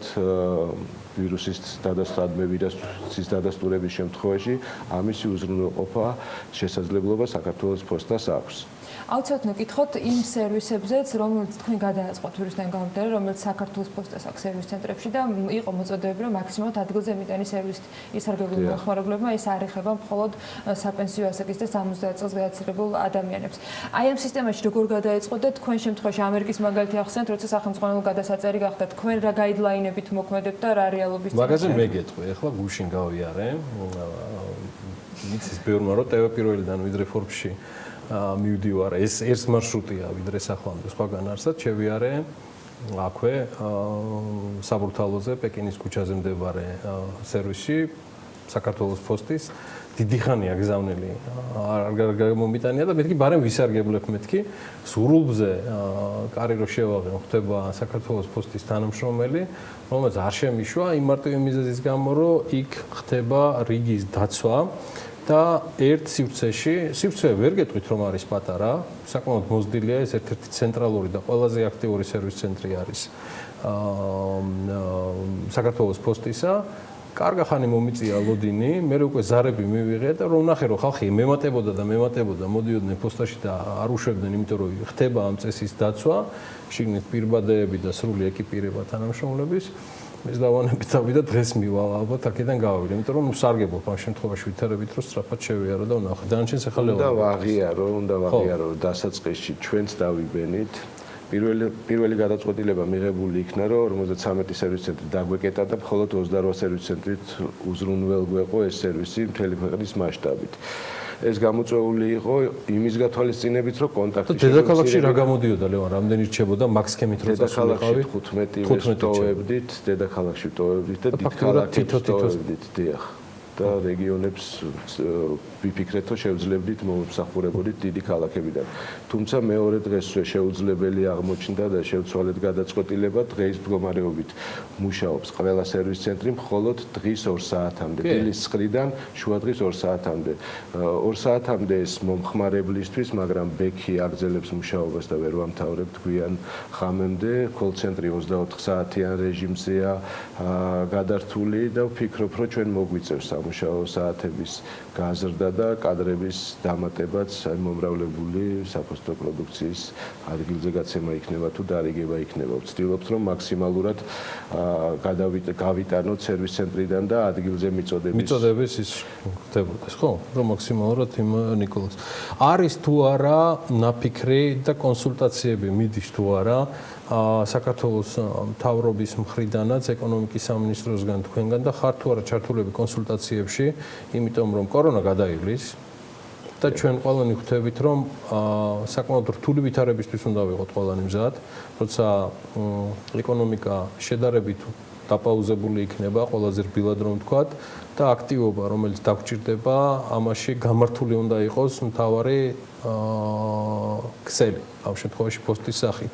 პოსტკრიზისულ პერიოდზეც თუ მიდის მუშაობა, მას შემდეგ რაც და ფიქრი, მას შემდეგ რაც ადაპტირდით, როგორც ახლა ბრძანეთ, უკვე არსებული ვითარებიდან გავიდეთ. პოსტკრიზისულ პერიოდზე ჯერ ასეთი ოფიციალური შეხვედრა არ შემდგარა, თუმცა რა თქმა უნდა, პირად საუბრისას ამაზე ხშირად გვისაუბრია, თითქმის ყოველდღიური მსჯელობის თემაა, თუმცა კონკრეტული არ არის მომზადებული ამისთვის არც გეგმა, რომელსაც მოყვება შესაბამისი ოფიციალური განხილვა, შეთანხმება, დადასტურება ან რაიმე საკანონმდებლო აქტის გამოცემა. ჯერჯერობით ამ ეტაპზე არ ვარ სულ რამოდენიმე დღეა საგანგებო მდგომარეობა გიორგი და ამისთვის დიდი დრო არ დაგვიტანოთ. კარგი. ანუ რეზუმირებისთვის ლევან, უკლებლივ ყველა საფოსტო სერვისი მუშაობს, გადაწყობილია მხოლოდ სამუშაო საათები. საუბარია რომ ეს ყველაფერი არის დილის 9 საათიდან დღის 2 საათამდე.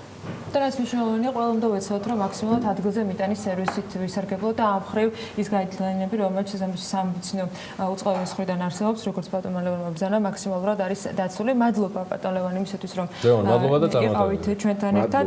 აქვე შევახსენებ ჩვენ საქმიანი მაყურებელს, რომ ამ კვირაში სრულად ამოქმედება სქემა, რომელიც საქართველოს პოსტის მხრიდან 70 წელს გააცრებული მოქალაქეებისთვის მედიკამენტებით უზრუნველყოფას გულისხმობს. და კიდევ ერთხელ მოდი მაგნაცილიც გავიმეოროთ, რომ საუბარია, რომ ყველა ის ჯგუფი, რომელიც ბოლო პერიოდში და მადლობა უკლებლივ ყველას, ვინც თავს თვლიან პასუხისგებლიან მოქალაქეებად, არიან აქტივისტები, თავს უყრიან ძალიან ბევრ საჭიროებას, აქ არ არის მხოლოდ მოხუცებზე ან დაავადებულებზე საუბარი, ყველა შეჭიროებული ადამიანისთვის თვითორგანიზდნენ და აკეთებენ სხვადასხვა საკვებით თუ მედიკამენტებით უზრუნველყოფას, საქართველოს პოსტამ დაასახელა საკუთარი თავი, რომ გამოიყენეთ სრულად მათი სერვისი, იქნება ეს თბილისის თუ საქართველოს მასშტაბით. მადლობა კიდევ ერთხელ. რაც შეეხება ბიზნესებს, რომლებიც სხვადასხვა ფორმით ცდილობენ, რომ სწორედ სოციალური პასუხისმგებლობიდან გამომდინარე იყვნენ აქტიურები, კომუნიკაცია გააგრძელონ მთავრობასთან, იმიტომ რომ გარდა არსებული გამოწვევებისა, მნიშვნელოვანი არის ასევე ზრუნვა და ფიქრი იმაზე, როგორი შეიძლება იყოს პოსტ-კორონამდელი საქართველოს ეკონომიკის არა, ესე არა. შენ უნდა თქვა აუცილებლად, იმიტომ გუშინ იდეალური რა.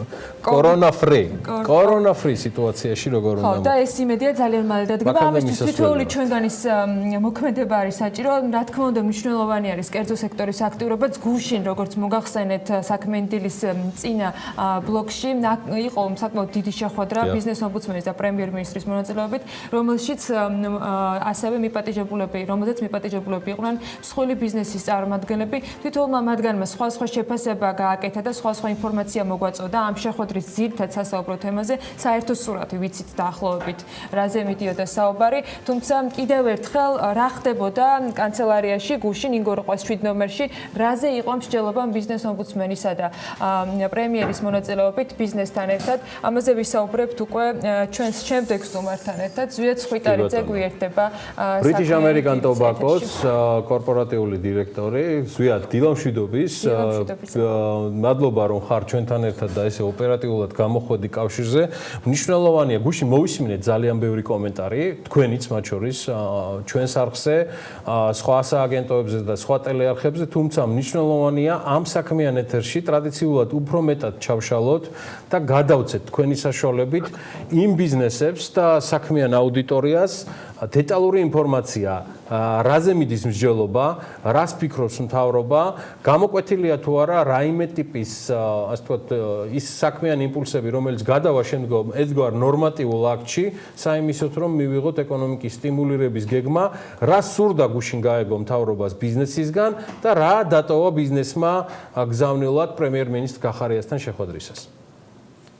კი ბატონო, ანუ ორივე შეხვედრა იყო საკმაოდ კარგი და ეს შეხვედრების სისტემატურობა ბიზნესთან ურთიერთობის განსაკუთრებით აი ამ დროს არის აბსოლუტურად მომგებიანი ქვეყნისთვის.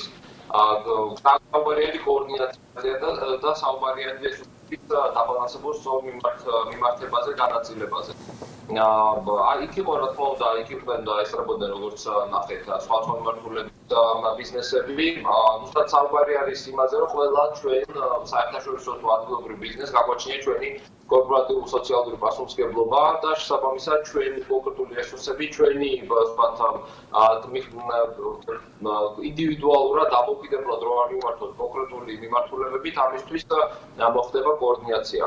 შეიქმნა სპეციალური ფონდი stop.go.g არის საიტი და შესაბამისად ამის საფარქვეში არის შექმნილი ფონდი, რომელიც ბიზნეს ომბუდსმენისა და პრემიერის ინიციატივით არის და ყველა ბიზნესს, როგორც წყვილ საშუალოს, გამცირეს რა თქმა უნდა ამას ვერ მოუწოდებ, იმიტომ რომ იქ ჭირდება დახმარება, შეუძლია გადაიწყოს როგორც თანხები, ასევე მატერიალური მონაწილეობა იყოს, თქვა თავისი ინფრასტრუქტურით, თავისი და ასე შემდეგ. ჩვენ შესაბამისად British American Tobacco პირველ რიგში რა თქმა უნდა რას ვაკეთებთ, ეს არის ჩვენს ინდუსტრიაში ორგანიზება ვაკოორდინირებ პროცესებს, ისე როგორც ყველა თითოეულმა ბიზნესმა თავის ინდუსტრიაში შეუძლია ითავოს იგივე, რაც საკმაოდ წარმატებულად იმუშავა ჩვენ შემთხვევაში, რომ ყველა ინდუსტრიის წევრი ვიყავთ ამა თუ იმ სახით, როგორც ფინანსური, ასევე ფინანსური, თქვა მაღაზიების მომარაგება დახმარების კუთხით, სხვადასხვა ხარჯზე ფერისკიობით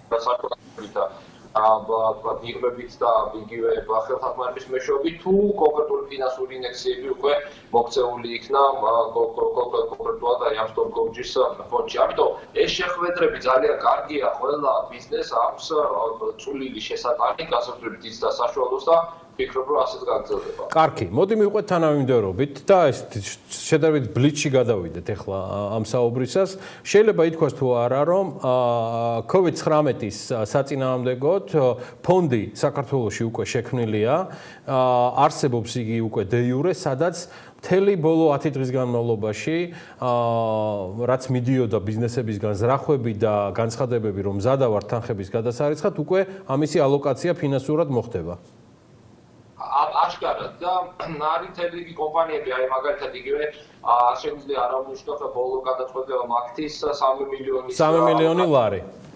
იგივე 1 მილიონი გადარიცხა სათამაშო ბიზნესმა. ანუ სერიოზული თანხებზე არის უკვე საუბარი და ეს ძალიან კარგი ერთ-ერთი მიმართულება შეიძლება იყოს თუნდაც სტრაფი, გაუმჯობესებული სტრაფი ტესტები, იმიტომ რომ აი იგივე სტრაფი ტესტებთან დაკავშირებით მინდა ერთი სიტყვა ვთქვა. ჩვენი ინიციატივა იყო სხვა შორის და ამაზე ვესაუბრებოდით უკვე იგივე თავის თანხმობა ამაზე საუბარი, მაგრამ აქაც არის სხვადასხვა ტიპის სტრაფი ტესტი, ზოგიერთი სამწუხაროდ ბევრ მათგანს აქვს ცდომილების დიდი ეფექტი. რაც იმას ნიშნავს, რომ შეიძლება დაგიდგინოთ მაგალითად პოზიტიური და შემდგომ უკვე 3 დღე უნდა ელოდოთ თანხაში ხოთ. რეალურად დამატებითი ტესტი გადაგიმოწმდება და ეხლა თუ არ ვწდები უკვე მიდის საუბარი იმაზე, რომ ჩამოტანილდეს ნაკლები ცდომილი, ყველაზე ნაკლები ცდომილების მქონე სტრაფი ტესტები და ამ კუთხითაც რა თქმა უნდა შეიძლება მოხდეს თანხების ალოკაცია. რაც უფრო მივდივართ ამ მე-6-7-ისკენ, შესაბამისად უფრო მზაობა. კი. იყო თუ არა ბიზნესისგან კითხვები იმ მასტიმულირებელ ღონისძიებებზე, რას აპირებს მთავრობა ამ კრიზისულ და პოსტკრიზისულ ვითარებაში, თუ პრემიერ-მინისტრმა ამ შემთხვევაში გუშინდელი ორი შეხვედრა შემოიფარგლა მხოლოდ სოციალურ პასუხისმგებლობაზე საუბარი. ზვიად, სხვა საქმიანი დეტალებიც მაინტერესებს ამ შეხვედრისაც. ცხადია ის, რაც რჩება საშუალებად რომ გახდეს საჯარო მსჯელობის საგანი. კი ბატონო, მე ჩემი ინფორმაციით, რამდენიც მე ვიცი და მთავრობა აკუთვნით ძალიან სერიოზულ ამბიებს გადადგავს მომავალი კვირების მანძილზე. რა თქმა უნდა, ეკონომიკური სტიმულების გეგმა დაიდება, იმიტომ რომ სხვა გზა არც მთავრობას აქვს და არც შესაბამისად ბიზნესს. ამ ერთობლივი მუშაობის შედეგად კონკრეტული მიმართულებები გამოიყოფა და თავისთავად რა თქმა უნდა სტიმულირების პაკეტები აღნიშნა ასევე ფინანსთა მინისტრმაც რომ განიხილება სპეციალური ვაუჩერები იქნება დენის წყლის თუ ასე შემდეგ. ყველა მიმართულებით ყველა სამინისტრო მუშაობს ამაზე და შესაბამისად ეს თავს მოიკლის შემდგომ პრემიერთან, რომელიც განხილული იქნება ბიზნესებთან. დარწმუნებული ვარ, რომ ეს გეგმა იქნება ძლიერი და უპასუხებს აი ამ მოთხოვნებს, იმიტომ რომ ჩვენი თხოვნაც და მოთხოვნაც ბიზნესსაც უბრალოდ იგივეა, იმიტომ რომ ყველა მიმართულებით ყველაფერი არის ჯაჭვური რეაქციის მქონე. ის ბიზნესები, რომელიც სრულად ჩვენი ბიზნესი პირდაპირ და არაპირდაპირ არის დაკავშირებული, დაახლოებით 50000 კაცს ასახავს. მაღაზიები, 12000 მაღაზია, სადისტრიბუციო კომპანიები და სხვა კომპანიები, რომელიც ჩვენ სერვისებს გვიწერენ. ამიტომ ეს რომ არ ეს ეკონომიკა რომ არ გაქრეს, ამისთვის არის საჭირო ზუსტად ეს სტიმულირება მცირე და ბიზნესის განსაკუთრებით და აი ამას აი ამ ეკონომიკური გეგმით ჩვენ იმედი გვაქვს რომ მივახცევთ. გასაგებია. ზიად, ბოლო კითხვა, შემდეგი კომუნიკაცია როდესთვის დაიგეგმა, რა ფორმით გააგრძელებთ თქვენ ურთიერთობას, ამაზე თუ იყო საუბარი და როდესთვის უნდა ველოდოთ ინფორმაციის განახლებას, ცალკეული ბიზნესებისგან. ხო, აი არიან თუ არა საკონტაქტო პირები, რომელსაც ბიზნეს შეუძლია 24 საათის განმავლობაში მიმართონ, იგივე მიხეილ დაუშვილი თუ ბატონი ლილუაშვილი პრემიერ-მინისტრის აპარატიდან. აი არის თუ არა ეს ყველაფერი ამ ხრივ აწყობილი საიმისოდ, რომ ბიზნესს აქვს მუდმივი კომუნიკაცია გადაწყვეტილებების მიმღებ პირებთან. კომუნიკაციის საკმაოდ ეფექტური ფორმა არის გამოყენებული ყველა თანამედროვე საშუალება, რაც შეიძლება იყოს გასაგებია. კომუნიკაციით, Zoom-ით და სხვადასხვა ვიდეო ჩართვები ჩვენ გამოყენებული გვაქვს. არის საკოორდინაციო ჯგუფი, SAP და WhatsApp ჯგუფი შექმნილი პრემიერ-მინისტრთან და აფრიკაში ბიზნეს ომბუდსმენისა საფრთხე გაწევრიანებული ვარ დაახლოებით გაერთიანებული ვარ დაახლოებით 30 ბიზნესი და კომუნიკაცია არის ყოველდღიური, შეიძლება ითქვას 60 საათში ერთხელ სხვადასხვა ბიზნესიდან და ისევე როგორც რა თქმა უნდა მთავრობიდან. ამიტომ ეს კომუნიკაცია თუნდაც პირდაპირ პრემიერ-მინისტრთანაც არ გვიჭირს. ამიტომ ღია აბსოლუტურად ყველა მიმართულება. ძალიან კაი, რასაც ზად ჩაითვლება საჭიროდ ჩვენ საჯაროდ მზადა ვართ ამ ყველაფერზე კომუნიკაციისთვის თქვენთან.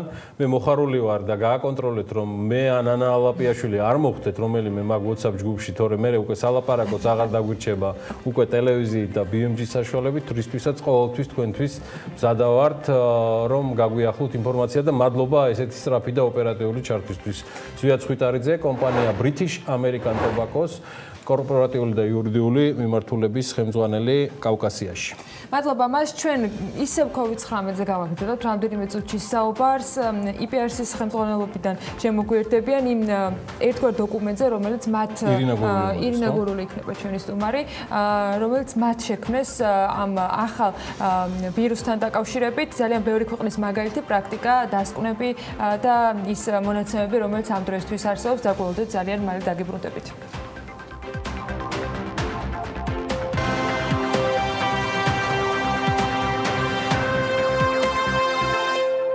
ის თუ რა ზეგავლენას იქონიებს COVID-19 მსოფლიო ეკონომიკაზე მნიშვნელოვნად არის დამოკიდებული ვირუსის გავრცელების ტენდენციებზე, ვაქცინის შექმნის ვადებზე და ცალკეული ქვეყნების უნარსა და სურვილზე იმოქმედონ ეფექტურად. მოცემული ცვლადების გათვალისწინებით ზუსტი პროგნოზის გაკეთება ფაქტობრივად შეუძლებელია. ეს რთული ამოცანაა როგორც საერთაშორისო, ისე ადგილობრივი კვლევითი ორგანიზაციებისათვის, ფინანსური კომპანიებისათვის და სახელმწიფოებისათვის. შესაბამისად, ვერც ჩვენ და ვერც ჩვენი შემდეგი ბლოკის სტუმარი ზუსტ მონაცემს, რა თქმა უნდა, დღეს ვერ გვეტყვიან, თუმცა რა იქნება ხვალ ამაზე პასუხი არ არსებობს. საინტერესო დოკუმენტი მოამზადეს IPR-ში, რომელიც ერთგვარი შეჯამება იმ ინფორმაციის, რაც ამ კვირების განმავლობაში ხელმისაწვდომია. რა ტიპის ანალიზის საფუძველს გვაძლევს არსებული ინფორმაცია, ამაზე სტუმართან ერთად ვაგრძელებთ საუბარს და საქმიანი დილის ეთერში ირინა გურული IPR-ის დირექტორის მოადგილე გვერდება. ირინა, მოგესალმებით, მადლობა ამისთვის, რომ ხართ დილიდან ჩვენთან ერთად. დოკუმენტი, რომელიც თქვენი მხრიდან არის წარმოდგენილი, რა ტიპის ინფორმაციას ეფუძნება, რა ტიპის ანალიზი გააკეთეთ და რა მონაცემები არსებობს, რამდენად საკმარისი იყო ის მონაცემები, რაიმე კონკრეტული, თქვათ, შედეგის განსაჭრეტად, რაც დღეს გვაქვს. პირველ რიგში ამით მინდა დავიწყო ჩვენი საუბარი.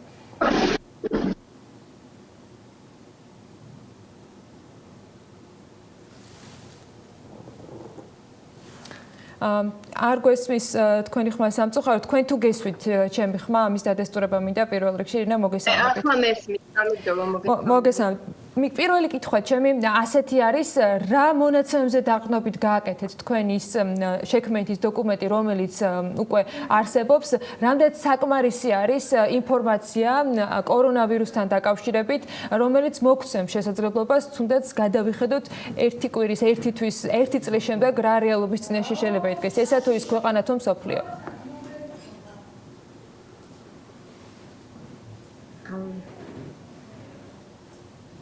ახლა თუ გესმით, ახლა მესმის, დიახ მესმის. მაინტერესებს თქვენ რა მონაცემებზე დაყრდნობით გააკეთეთ ანალიზი, რამდენად საკმარისი მონაცემები გქონდათ და რამდენად იძლევა ეს ყველაფერი მის საშუალებას, რომ გავჭვრიტოთ სამომავლოდ რაიმე კონკრეტული შედეგი. გაქვთ თუ არა ყველა ცვლადის უცნობი ამოხსნელი? პანდემია გლობალურ გამოწვევას წარმოადგენს მოგახსენებათ არა მხოლოდ ჯანდაცვის სფეროსთვის, არამედ მნიშვნელოვან ეკონომიკურ ზიანს მიაყენებს მსოფლიოს. ჩვენ მიმოვიხილეთ სხვადასხვა საერთაშორისო ორგანიზაციების მიერ გაკეთებული დასკვნები იმასთან დაკავშირებით, თუ რა შეიძლება წინასწარი გათვლები იყოს იმასთან დაკავშირებით, თუ როგორი იქნება გლობალური ეკონომიკური ზიანი. რა თქმა უნდა, იქიდან გამომდინარე, რომ ჯერ არ ვიცით რამდენ ხანს გასტანს ეს კრიზისი, შეუძლებელი არის ამ ეტაპზე სუსტ გათვლებზე გასვლა, თუმცა სხვადასხვა მონაცემებით ნავარაუდებია 60%-იანი შემცირება გლობალური ეკონომიკის და ეს განსხვავებულად აისახება სხვადასხვა ქვეყნებზე. უმეტესწილად საუბარი არის, რომ ყველაზე მეტ ზიანს მიიღებს, რა თქმა უნდა, ის ქვეყნები, სადაც ეპიდემიის გავრცელების მასშტაბები უფრო დიდია და ასევე ის ქვეყნები, რომლებიც დამოკიდებულები არიან განსაკუთრებით ნავთობის ექსპორტზე, ისევე როგორც ზოგადად ექსპორტ დამოკიდებული ქვეყნები.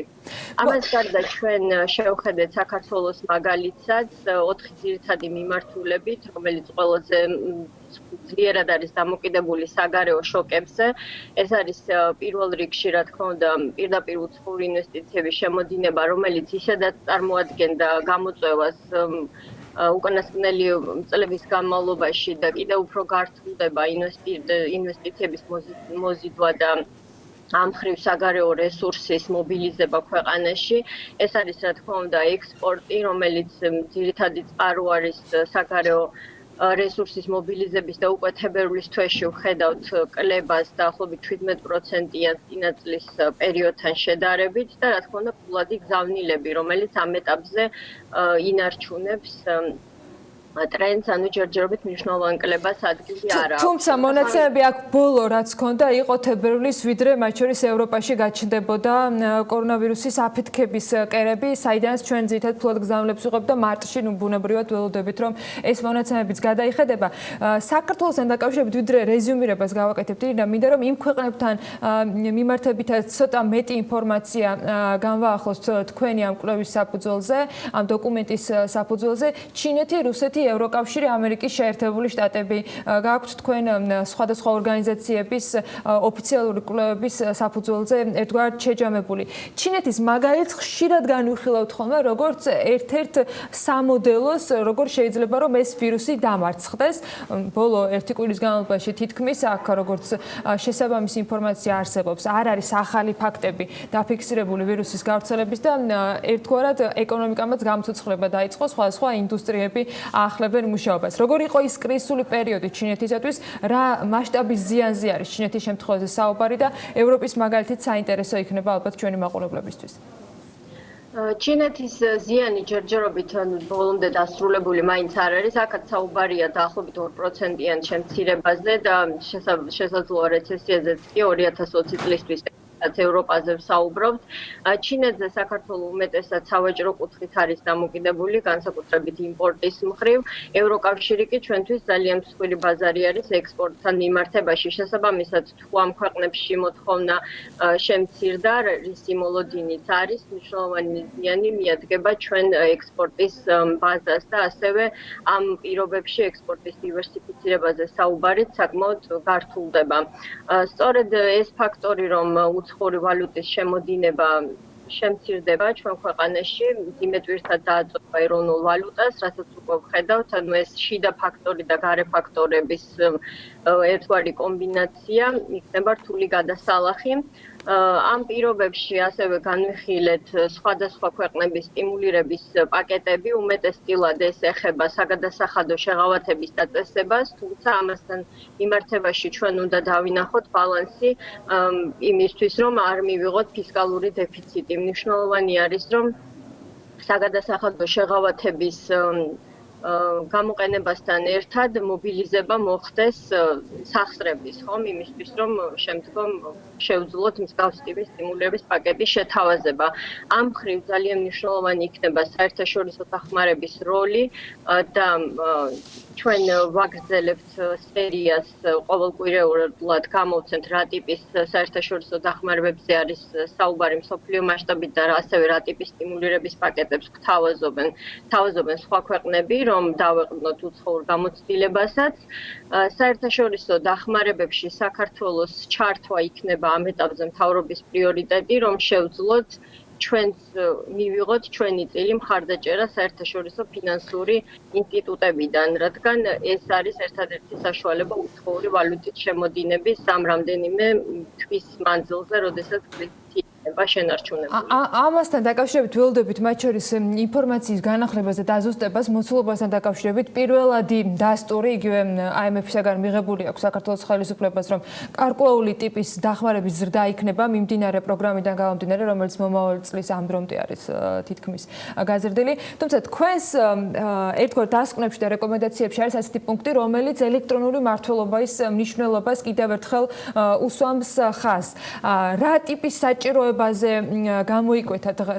გამოიკვეთა დღეს იმ ფონზე, რომ აქტიურად საუბრობთ, რომ კერძო ბიზნესი მაქსიმალურად დისტანცირებული უნდა იყოს სამუშაო პროცესებთან მიმართებით, ელექტრონული თქვათ მართვის სტილი იყოს შემოღებული სხვა სერვისებში. აი, ხელისუფლების მართლობის ნაწილში რა იგულისხმეთ, ირინა, უფრო მეტი რომ გითხრათ ამაზე? აქ ვიგულისხმეთ საჯარო სერვისების გაციფრულებაზე და ელექტრონული მიწოდების უფრო მეტად ხელმისაწვდომობაზე, ძირითადად MyGov.gis პლატფორმის ამუშავებაზე. რა თქმა უნდა, გარკვეული ტიპის მომსახურების მიღება ელექტრონულად არის შესაძლებელი, თუმცა MyGov.gis პლატფორმა არ არის ბოლომდე ათვისებული და არის მთელი რიგი შესაძლებლობები, რომ სრულიად გაციფრულდეს წვდომა საჯარო მომსახურებაზე. მადლობა. კიდევ ერთხელ დარწმუნებული რომ ინფორმაციას მუდმივ რეჟიმში განაახლებს CPRC და რა თქმა უნდა ჩვენც ფეხ შევეცდებით რომ ჩვენი მაყურებლებისათვის ეს ანალიტიკა იყოს შეთავაზებული და გურული CPRC-ის დირექტორის მოადგილე გვერდებოდა საქმიანი დილის ეთერში. კორონავირუსიდან გამომდინარე საგანგებო მდგომარეობა 21 მარტიდან არის გამოცხადებული, ის 21 აპრილამდე გაგრძელდება და შესაბამისად ძალიან ბევრ ცვლილებას ითვალისწინებს ჩვენს ყოველდღიურობაში. პრეზიდენტის შესაბამისი დეკრეტი და ახლა უკვე მთავრობის დადგენილება, რომელსაც დეტალურად გაწერა რა იზღუდება, იკრძალება და რა არის დასაშვები ამ ერთი თვის განმავლობაში და ვის რა ვალდებულება აქვს. ყველამ კარგად უნდა ვიცოდეთ, ამ დადგენილების მიხედვით სასწავლო პროცესიც 21 აპრილამდეა შეჩერებული, აკრძალულია შეკრებები და მანიფესტაციები, შეჩერებულია სავაჭრო ობიექტების საქმიანობა, გარდა სურსათის სამედიცინო მედიკამენტებისა, პრესის ჩიხურებისა, ასევე აკრძალულია კულტურული და სპორტული ღონისძიებების გამართვა და ასე შემდეგ. როგორ უნდა გააგრძელოს ამ რეალობაში ბიზნესმა მუშაობა? ამის გასარკვევად სალომე ცხვარიშვილიც და გუშინ ინფორმაციის შეგროვებას ვნახოთ როგორი არის მონაცემები, რას ამბობენ ხელისუფლების წარმომადგენლები და ამ სიუჟეტის შემდეგ რამდენიმე წუთში უკვე გვექნება შესაძლებლობა რომ თათია ჩაფიჩაძესთან ერთად საკვები ობიექტებისათვის აუცილებელ პირობებზე ვისაუბროთ, როგორ უნდა იყვნენ დღეს ისინი მობილიზებული იმისათვის რომ ინფიცირების რაც შეიძლება ნაკლები გავრცელების შანსები არსებობდეს. საქართველოში საგანგებო მდგომარეობის გამოცხადებას ბიზნესის ნაწილის დაბნეულობა მოჰყვა. ზოგი მათგანი დისტანციურ საქმიანობაზე გადავიდა. ნაწილმა კი ვერ გაიგო რისი უფლება აქვს და რისი არა. გაურკვევლობა გამოიწვია განცხადებებმა, რომ საჯარო სივრცეში 10-ზე მეტი პირის შეკრება იკრძალება. ვიცით, რომ შეზღუდვები არ ეხება სამედიცინო დაწესებულებებს, იმ საზოგადოებრივ ტრანსპორტს, რომელიც აკრძალული არ არის, სამშენებლო ინფრასტრუქტურული სამუშაოების შესრულებას. თუმცა როგორ უნდა გააგრძელონ მუშაობა ობიექტებმა, რომელთა საქმიანობა შეჩერებული არ არის. მაგალითად საწარმოებმა, ოფისებმა. მთავრობა ხაზგასმით ამბობს, რომ არსორს ეკონომიკის სრულად გაჩერება. სწორედ ამიტომ დადგენილებაში განმარტებულია. 10-ზე მეტი ფიზიკური პირის თავშეკრა, მათ შორის იმ კერძო დაწესებულებებში, რომელთა მიმართაც არ ვრცელდება საქმიანობის შეჩერების მოთხოვნა. დასაშვებია ობიექტის სპეციფიკის გათვალისწინებით არანაკლებ 2 მეტრის სოციალური დისტანციის დაცვით. საქართველოს ოკუპირებული ტერიტორიებიდან დევნილთა შრომის ჯანმრთელობისა და სოციალური დაცვის სამინისტროს მიერ გაცემული რეკომენდაციების გათვალისწინებით. მოკლედ, საგანგებო მდგომარეობის პირობებშიც კი მუშაობას აგრძელებენ ოფისების საწარმოები, თუმცა შესაბამისი რეკომენდაციების დაცვით. უნდა ხდებოდეს ოფისების დეზინფექცია, დაცული უნდა იყოს ჰიგიენური ნორმები და 2 მეტრიანი დისტანცია თანამშრომლებს შორის. ეკონომიკური საქმიანობა შეუფერხებლად ხორციელდება მთლიანობაში, გარდა კონკრეტული, ასე ვთქვათ, შეზღუდული სფეროებისა. ყველაფერი, რაც შეეხება იგივე თუნდაც არასასურსათო საქონლით ვაჭრობას, მაგრამ არა საკუთარ მაღაზიებში, არამედ დისტანციურად, ელექტრონულად, ადგილზე მიტანით, უსაფრთხოების და ეპიდემიოლოგების მიერ განსაზღვრული წესების დაცვით კვლავინდებურად გრძელდება. მინისტრი ამბობს, რომ სახელმწიფო მკაცრად გააკონტროლებს ობიექტებს, რომლებსაც მუშაობა აკრძალული არ აქვთ. როგორიცაა რესტორნები, კაფეები, მათ მხოლოდ დისტანციურად შეუძლია შეკვეთების მიღება და მიწოდება. ასევე აკრძალულია კაზინოების, ტოტალიზატორების მუშაობა. 15,000 ლარით დაჯარიმდებიან ის ობიექტები, რომლებიც მთავრობის დადგენილ წესებს არ დაემორჩილებიან. მაგალითად, სპეციალური წესებით მუშაობა მოუწევთ იმ ობიექტებს, რომლებიც სურსათს აწარმოებენ ან გადაამუშავებენ. სურსათის დამუშავების დროს მკაცრად იქნეს დაცული ტემპერატურული რეჟიმები. პერსონალის მიერ გამოყენებული იქნეს პირბადე, თავსაბურავი და ხელთათმანი. პერსონალის მიერ ხელების დაბანა მოხდეს ხშირად, თხევადი საპრინტ და წყლით. დეზინფექცია არანაკლებ 70%-იანი სპირტის შემცველი ხსნარით. გაზრდილი სიხშირით მოხდეს ყველა იმ ზედაპირის და ინვენტარის რეცხვა დეზინფექცია, რომელსაც შეხება აქვს სურსათთან. სამუშაოს დაწყების წინ გაკონტროლდეს პერსონალის ჯანმრთელობის მდგომარეობა, ხველა სუნთქვის უკმარისობა, ტემპერატურა. სპეციალური ვალდებულებები აქვთ მიტანის სერვისის კომპანიებსაც. პერსონალი აღჭურვილი უნდა იყოს პირბადითა და ხელთათმანით. სურსათი მოთავსებული უნდა იყოს ერთჯერად ჭურჭელში. სპეციალური რეჟიმით მუშაობენ სავაჭრო ობიექტებით, სადაც სურსათი იყიდება. მათ შორის დახურულ სივრცეში განთავსებული აგრარული ბაზრები. ღია ბაზრობებს კი შეზღუდვა არ ეხებათ. შესაძლო და გამოსასვლელ კარებში მათ უნდა განათავსოს სადეზინფექციო ხსნარით სავსე მოწყობილობები, ასევე მნიშვნელოვანია რომ მათ განათავსონ თავდახურული ურნები მექანიკურად, რომელიც ფეხით იღება, რათა იქ მომხმარებელმა დაუშვათ ერთჯერადი პირბადე იქნება თუ ხელთათმანი იქ დარგოს. ასევე მაღაზიებს მივეცით რეკომენდაციები, მათ გააორმაგონ რეცხვა დეზინფექციის პროცედურები. რაც შეეხება ტვირთების გადაზიდვას, აქ მუშაობს სპეციალური წესები, თუმცა პროცესი შეფერხებული არ არის. მაგალითად, საქონლის იმპორტისას ხდება სატვირთო საშუალების დეზინფექცია. სატვირთოს მძღოლი დაექვემდებარება უკან დაბრუნებას ან კლინიკური მდგომარეობიდან გამომდინარე კარანტინს. თუ მძღოლი სხვა პირით ვერ ჩანაცვლდება, სატრანსპორტო საშუალება უახლოეს საბაჟო კონტროლის ზონაში გადაადგილდება გაცილებით და საქონელი გადაიტვირთება სხვა სატრანსპორტო საშუალებაში.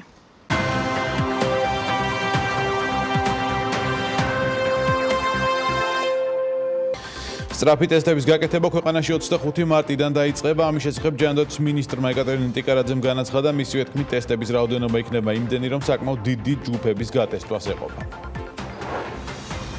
კერძო სექტორში დასაქმებულების უსაფრთხოება, ინფრასტრუქტურული პროექტების უწყვეტად მიმდინარეობა, აუცილებელი სერვისების მიწოდება, ეს არის ძირითადი საკითხები, რაც პრემიერ-მინისტრ გიორგი გახარიასთან შეხვედრაზე ბიზნეს წრეების წარმომადგენლებმა განიხილეს. ეკონომიკურ საკითხებში პრემიერ-მინისტრის მრჩევლის ბექა ლილვაშვილის განცხადებით, ბიზნეს გარკვეული რეკომენდაციებიც ჰქონდა. საკარანტინო სივრცეების რაოდენობა და საჭიროება გაორმაგდება. ეკონომიკის და მდგრადი განვითარების მინისტრის ნათია თურნოვას განმარტებით, ქვეყანა უფრო გაძლიერებული კარანტინის რეჟიმზე გადადის, რაც იმას ნიშნავს, რომ საკარანტინო სივრცეებზე მოთხოვნა რადიკალურად გაიზრდება.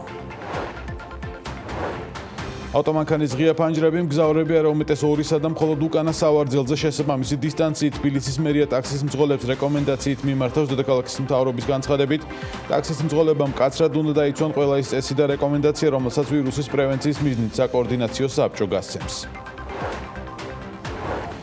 ვისოლის და სმარტის თანამშრომლებს ევექსი კლინიკების ოჯახის ექიმები COVID-19 ვირუსის გავრცელების პრევენციის რეკომენდაციებს გაუწევენ. ევექსი კლინიკები საინფორმაციო და სამედიცინო მხარდაჭერას უცხადებს იმ დასაქმებულ ადამიანებს, რომლებიც ქვეყანაში შექმნილი საგანგებო მდგომარეობის დროს 24 საათის განმავლობაში მოხმარებლებს უწყვეტ რეჟიმში უწევენ მომსახურებას.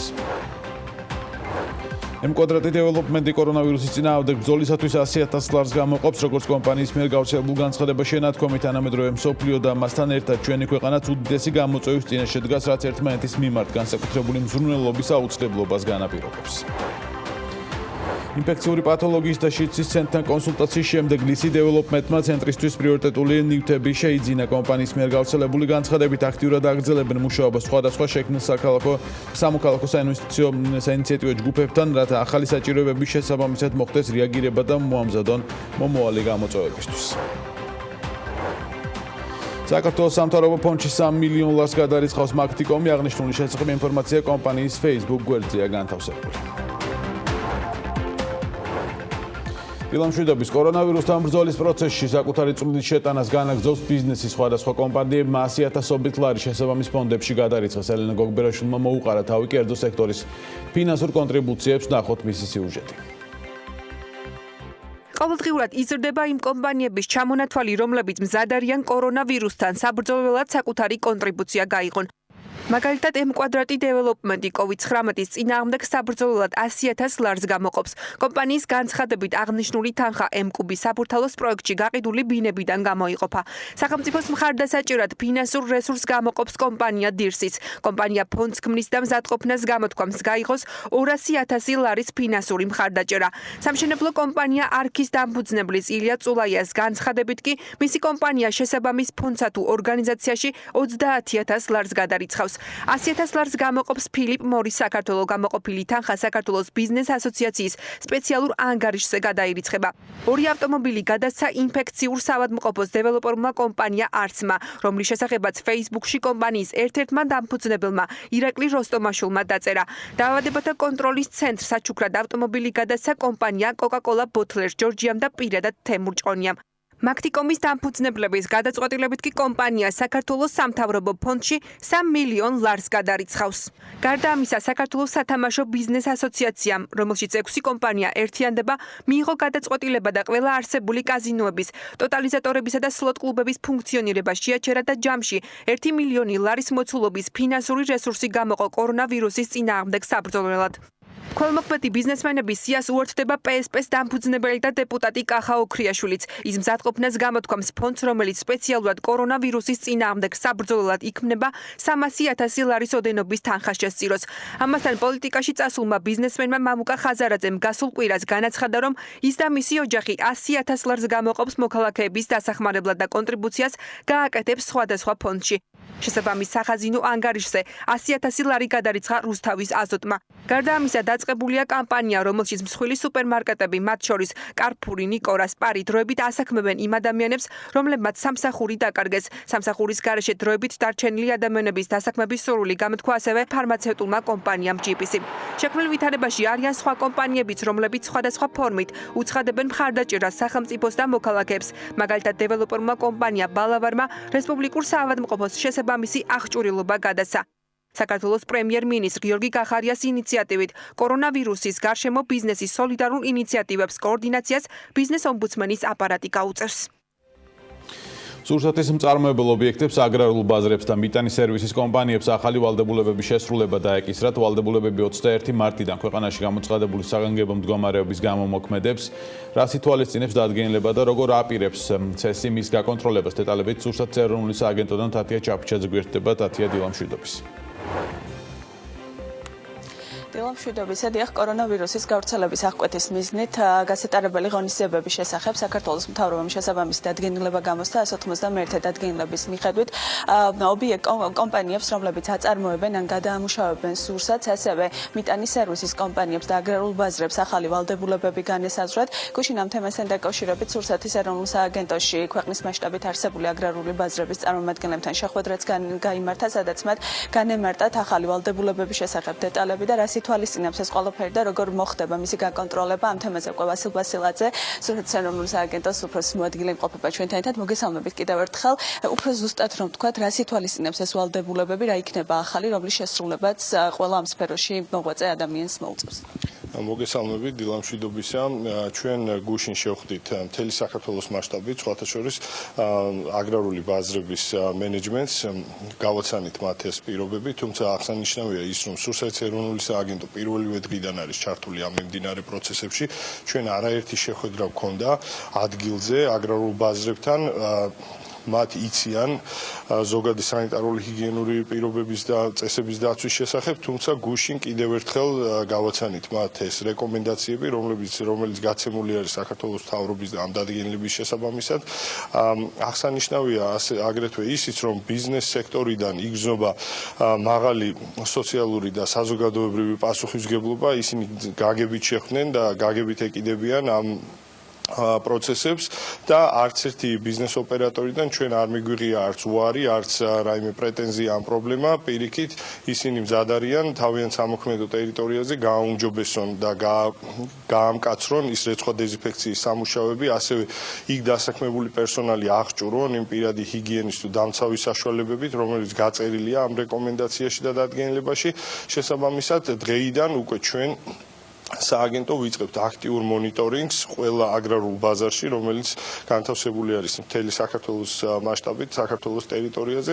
რამდენად გაქვთ იმის რესურსი, რომ ყველა ბაზარი და ყველა ტერიტორია, ყველა კომპანია, რომელიც ამუშავებს და აწარმოებს სურსათს, ყველაფრის გაკონტროლება მოხდეს? სააგენტო სრული მობილიზაცია აქვს გამოცხადებული, ჩვენ ამ პროცესებში ჩვენი ვეტერინარი ექიმებიც გვეხმარებიან, მიმდინარეობს სრული მონიტორინგი და დღეის მდგომარეობით სავსებით საკმარისი კადრები და რაოდენობა ჩვენი ინსპექტორების, რომ მოხდეს საქართველოს მთელს ტერიტორიაზე იმ სასურსათო მაღაზიების და ასევე აგრარული ბაზრების გაკონტროლება, რომ დავიცვათ ჩვენი მომხმარებელი ისევ და ისევ პირველ რიგში, რომ არ მოხდეს ან ვადაგასული, ან არასანიტარულ ჰიგიენურ პირობებში სურსათის გაყიდვა, რეალიზაცია. ჯარიმებთან მიმართებით შეიცვალა თუ არა რამე თუ დარჩა ის ჯარიმები, რაც აქამდე მოქმედა? ჯარიმები იგივე არის, როგორ რა ჯარიმებსაც ითვალისწინებდა სურსათის ეროვნული სააგენტოში, ანუ ჩვენი კოდექსი, სურსათის ცხოველის საკვების სრულნებლობის, ვეტერინარისა და მცენარეთა დაცვის კოდექსი, თუმცა დაემატა მცირედი განსხვავება, რომელიც უკვე სხვა პირობებს ითვალისწინებს, ფიზიკურ პირზე არის 3000 ლარი, ხოლო იურიდიულ პირზე ეს არის 15000 ლარი. კი ბატონო, და ასევე მინდა რომ მკითხოთ ბოლნისა და მარნეულის შემთხვევაზეც, როგორ ხდება აქ სურსათის შეტანა და გამოტანა, რამდენად არის დაცული უსაფრთხო, რა გზას გადის სურსათი, ვიდრე მოხდება საქართველოს სხვა რეგიონებში და ამ მიმართულებით რამდენად არსებობს რისკი იმისა, რომ ამ ფორმით შეიძლება მოხდეს გავრცელება?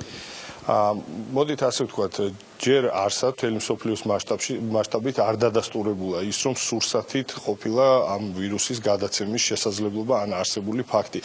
თუმცა ჩვენ არაერთხელ და აქამდეც გაგვიცია და ვიძლევით და დღესაც ვიძლევით ამ რეკომენდაციებს, რომ მალფუჭადი სურსათი, ისეთი როგორიც არის მაგალითად ხორცი პროდუქტები და ისეთი სურსათი, რომელიც ითვალისწინებს თერმულ დამუშავებას, აუცილებლად უნდა მოხდეს მისი კარგად დამუშავება თერმულად, ხოლო არაცხოველური წარმოშობის სურსათი, მაგალითად ბოსტნეული ხილი, შენახვამდე უნდა გაირეცხოს კარგად, დამუშავდეს სველი წესი და მოხდეს მისი შენახვა სამაცივრე განყოფილებაში. კიდე აღსანიშნავია და ვისარგებლებ თქვენი ეთერის საშუალებით და მივცემდი მაყურებელს, მსმენელს რეკომენდაციას, ამ შემთხვევაში მომხმარებელს, აუცილებელია ეტიკეტზე წავიკითხოთ სურსათის შენახვის პირობები და ისე შევინახოთ ჩვენს მიერ შეძენილი სურსათი, იმიტომ რომ არაერთი ინფორმაცია გავრცელდა მოსახლეობის მიერ დიდი რაოდენობით სურსათის შეძენისა, თუმცა კიდევ ერთხელ ვიტყვი, რომ დღეის მდგომარეობით გარემოს დაცვის და სოფლის მეურნეობის სამინისტრო სრულად აკონტროლებს პროცესებს,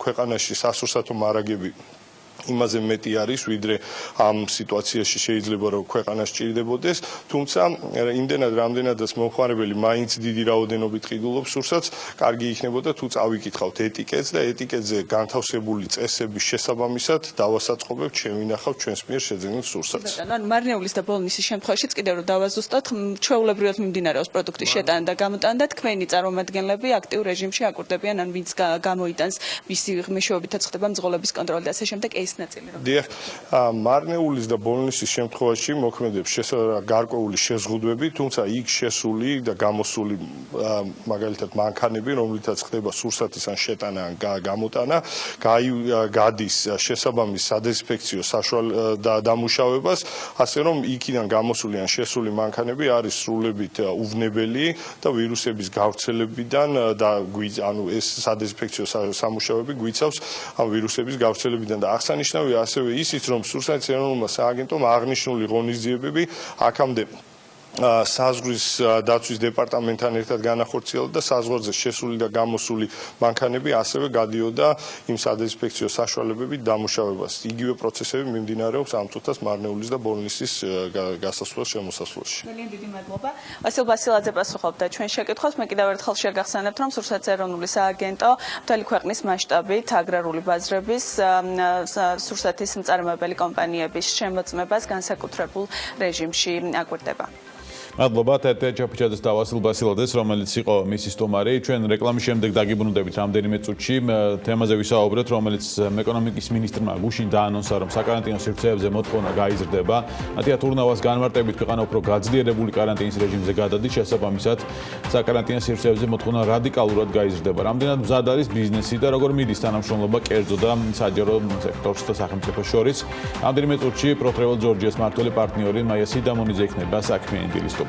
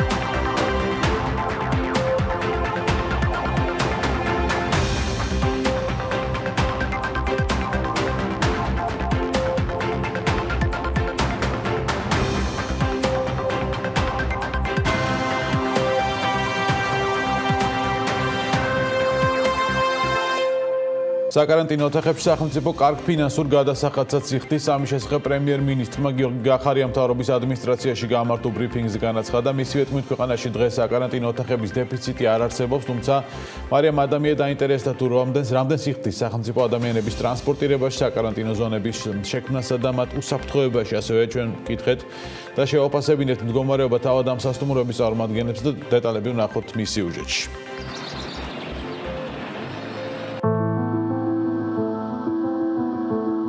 ეს ძველი კადრებია. მართალია დღეს თბილისში, ბათუმში ან თუნდაც ქუთაისში ერთში შეხედვით ვიზუალურად არაფერი შეცვლილა, თუმცა ასეთი ფერადი და მხიარული მაინც აღარ არის. COVID-19-ის წინააღმდეგ ბრძოლამ ქალაქებს ხასიათი წაართვა, თუმცა ესეც დროებითია, გაივლის. მანამდე კი გადავხედოთ ტურისტულ ზონებს, რომლებაც ფუნქცია შეიცვალეს და საკარანტინო ზონებად გადაიქცნენ. როგორც იცით, სასტუმროებში შექმნილი საკარანტინო ზონები ტრანსპორტირება და კვება სახელმწიფო ბიუჯეტიდან ფინანსდება, ხოლო სასტუმროებთან მოლაპარაკების დროს სახელმწიფო მაქსიმალურად ცდილობს მიიღოს ისეთი ტარიფი, რომელიც მომგებიანია პირველ რიგში ქვეყნისთვის. საკარანტინო ოთახებში სახელმწიფო კარგ ფინანსურ გადასახადსაც იხდის. ამის შესახებ პრემიერ-მინისტრმა გიორგი გახარიამ მთავრობის ადმინისტრაციაში გამართულ ბრიფინგზე განაცხადა, თუმცა რა თანხაზე არის საუბარი ამაზე საქართველოს ეკონომიკის მინისტრმა კონკრეტული პასუხი არ გაგვცა. ეს ნიშნავს, რომ მაქსიმალური მობილიზება სხვადასხვა სასტუმროს მოხდება. მადლობელი ვარ, რომ სასტუმროები ჩვენთან ძალიან კარგად თანამშრომლობენ. რა თქმა უნდა, ეს ხდება ანაზღაურებად საფუძველზე, მაგრამ კარგად უნდა გვესმოდეს, რომ საჭიროება იზრდება საკარანტინო განთავსების ობიექტების. ჩვენ ვართ საგანგებო მდგომარეობის რეჟიმში, აქედან გამომდინარე, ბიზნესის გაგებით უნდა მოეკიდოს ამას და აქ არ არის საუბარი რაღაცა დაუშვათ ძალიან მაღალი მარჟები იყოს ამ გადასახადში ჩადებული, აქ ჩვენ ვანაზღაურებთ აუცილებელ ხარჯებს. ხოლო თავად სასტუმროს წარმომადგენლები საკარანტინო ზონების შექმნას დადებითად აფასებენ, რადგან დაახლოებით 2 კვირის წინ მეპატრონეები სასტუმროების დახურვაზე და პერსონალის სამსახურებიდან დათხოვნაზე ფიქრობდნენ. დღეს კი დატვირთულობის მაჩვენებელი იზრდება. საკარანტინო ზონების შექმნის პროცესი კი გამჭვირვალე და საერთაშორისო სტანდარტების მიხედვით მიმდინარეობს და ეს ეხება როგორც უსაფრთხოებას, ასევე კომფორტს. მაგალითად, ავიღოთ ერთი კონკრეტული ობიექტი წყალტუბოს პარეზორტი. პირველი სასტუმრო, რომელიც საკარანტინო ზონად გადაიქცა და ამისათვის მან 118 ოთახი გამოყო. მე ნამდვილად შემიძლია დაგიდასტუროთ, რომ ამას ორმხრივი ბენეფიტი ჰქონდა, ორმხრივი შედეგი მოგეხსენებათ, რომ ტურისტების ნაკლოვანება იგრძნობოდა ამ პერიოდში და ხდებოდა ძალიან ბევრი გაუქმება და ამასთან დაკავშირებით არაერთხელ თქვენს ეთერშიც გვისაუბრია, აქედან გამომდინარე ამან ორმაგი ეფექტი იქონია, რა თქმა უნდა, თუმცა მინდა აღვნიშნო პირველ რიგში სოციალური პასუხისმგებლობა, რა თქმა უნდა, იმიტომ რომ ეს ხალხი, რომელიც ჩამოდის და უნდა განთავსდეს სადღაც კარანტინში, აუცილებელია, რომ სადღაც დაცულ ტერიტორიაზე განთავსდეს. ჩვენ ტერიტორიაზე უკვე 12 დღეა სავსე არის ჩვენი ტერიტორია, ჩვენი საკარანტინო სტუმრები და არც ერთ არაფერი არ დაუდასტურდა. აქედან გამომდინარე, ამას უნდა ცალსახად შევხედოთ სწორად და карантин პირველ რიგში არაფერი საშიში არ არის ეს ერთი. ძალიან მიხარია, რომ ძალიან ბევრმა სასტუმრო მოგვიბაძა და მოგვიბაძა წყალებში, რა თქმა უნდა, აიგო სავარაუდოდ ჩვენგან მაგალითი და ის რაღაცა მორალური შიში გადალახა იმასთან დაკავშირებით თუ რაღაც რეპუტაციულად დაარტყავდეს მათ თუ არა. წინანდალში მდებარე სასტუმრო პარკოტელიც საკარანტინო ზონად არის გამოცხადებული და უზრუნველყოფს სამჯერად კვებას, ხეთს და რაც მთავარია 24 საათის განმავლობაში სამედიცინო და უსაფრთხოების მონიტორინგს ადგილზე. დღევანდელი მდგომარეობით კარანტინში მყოფი ადამიანების რაოდენობა 3409-ს უტოლდება. დაკავებული ოთახების რაოდენობა 3159 არის, ხოლო სულ 57 სასტუმროა საკარანტინო ზონად გამოცხადებული. ყველა მხარეს ანაზღაურებს სახელმწიფო, მაგრამ ჩვენი მხრიდან ჩვენ არის ის, რომ ჩვენ შევედით არა საბაზრო ფასებით, რომელიც იყო არსებული ქვეყანაში, არამედ იმ სპეციალური ფასებით, რაც იყო შემოთავაზებული სახელმწიფოს მხრიდან. შესაბამისად, პირველი ჩვენი მხრიდან გადადგმული ნაბიჯი მაინც იყო ის, რომ მაქსიმალურად გვერდზე დავდგომოდით სახელმწიფოს ამ რთულ პერიოდში.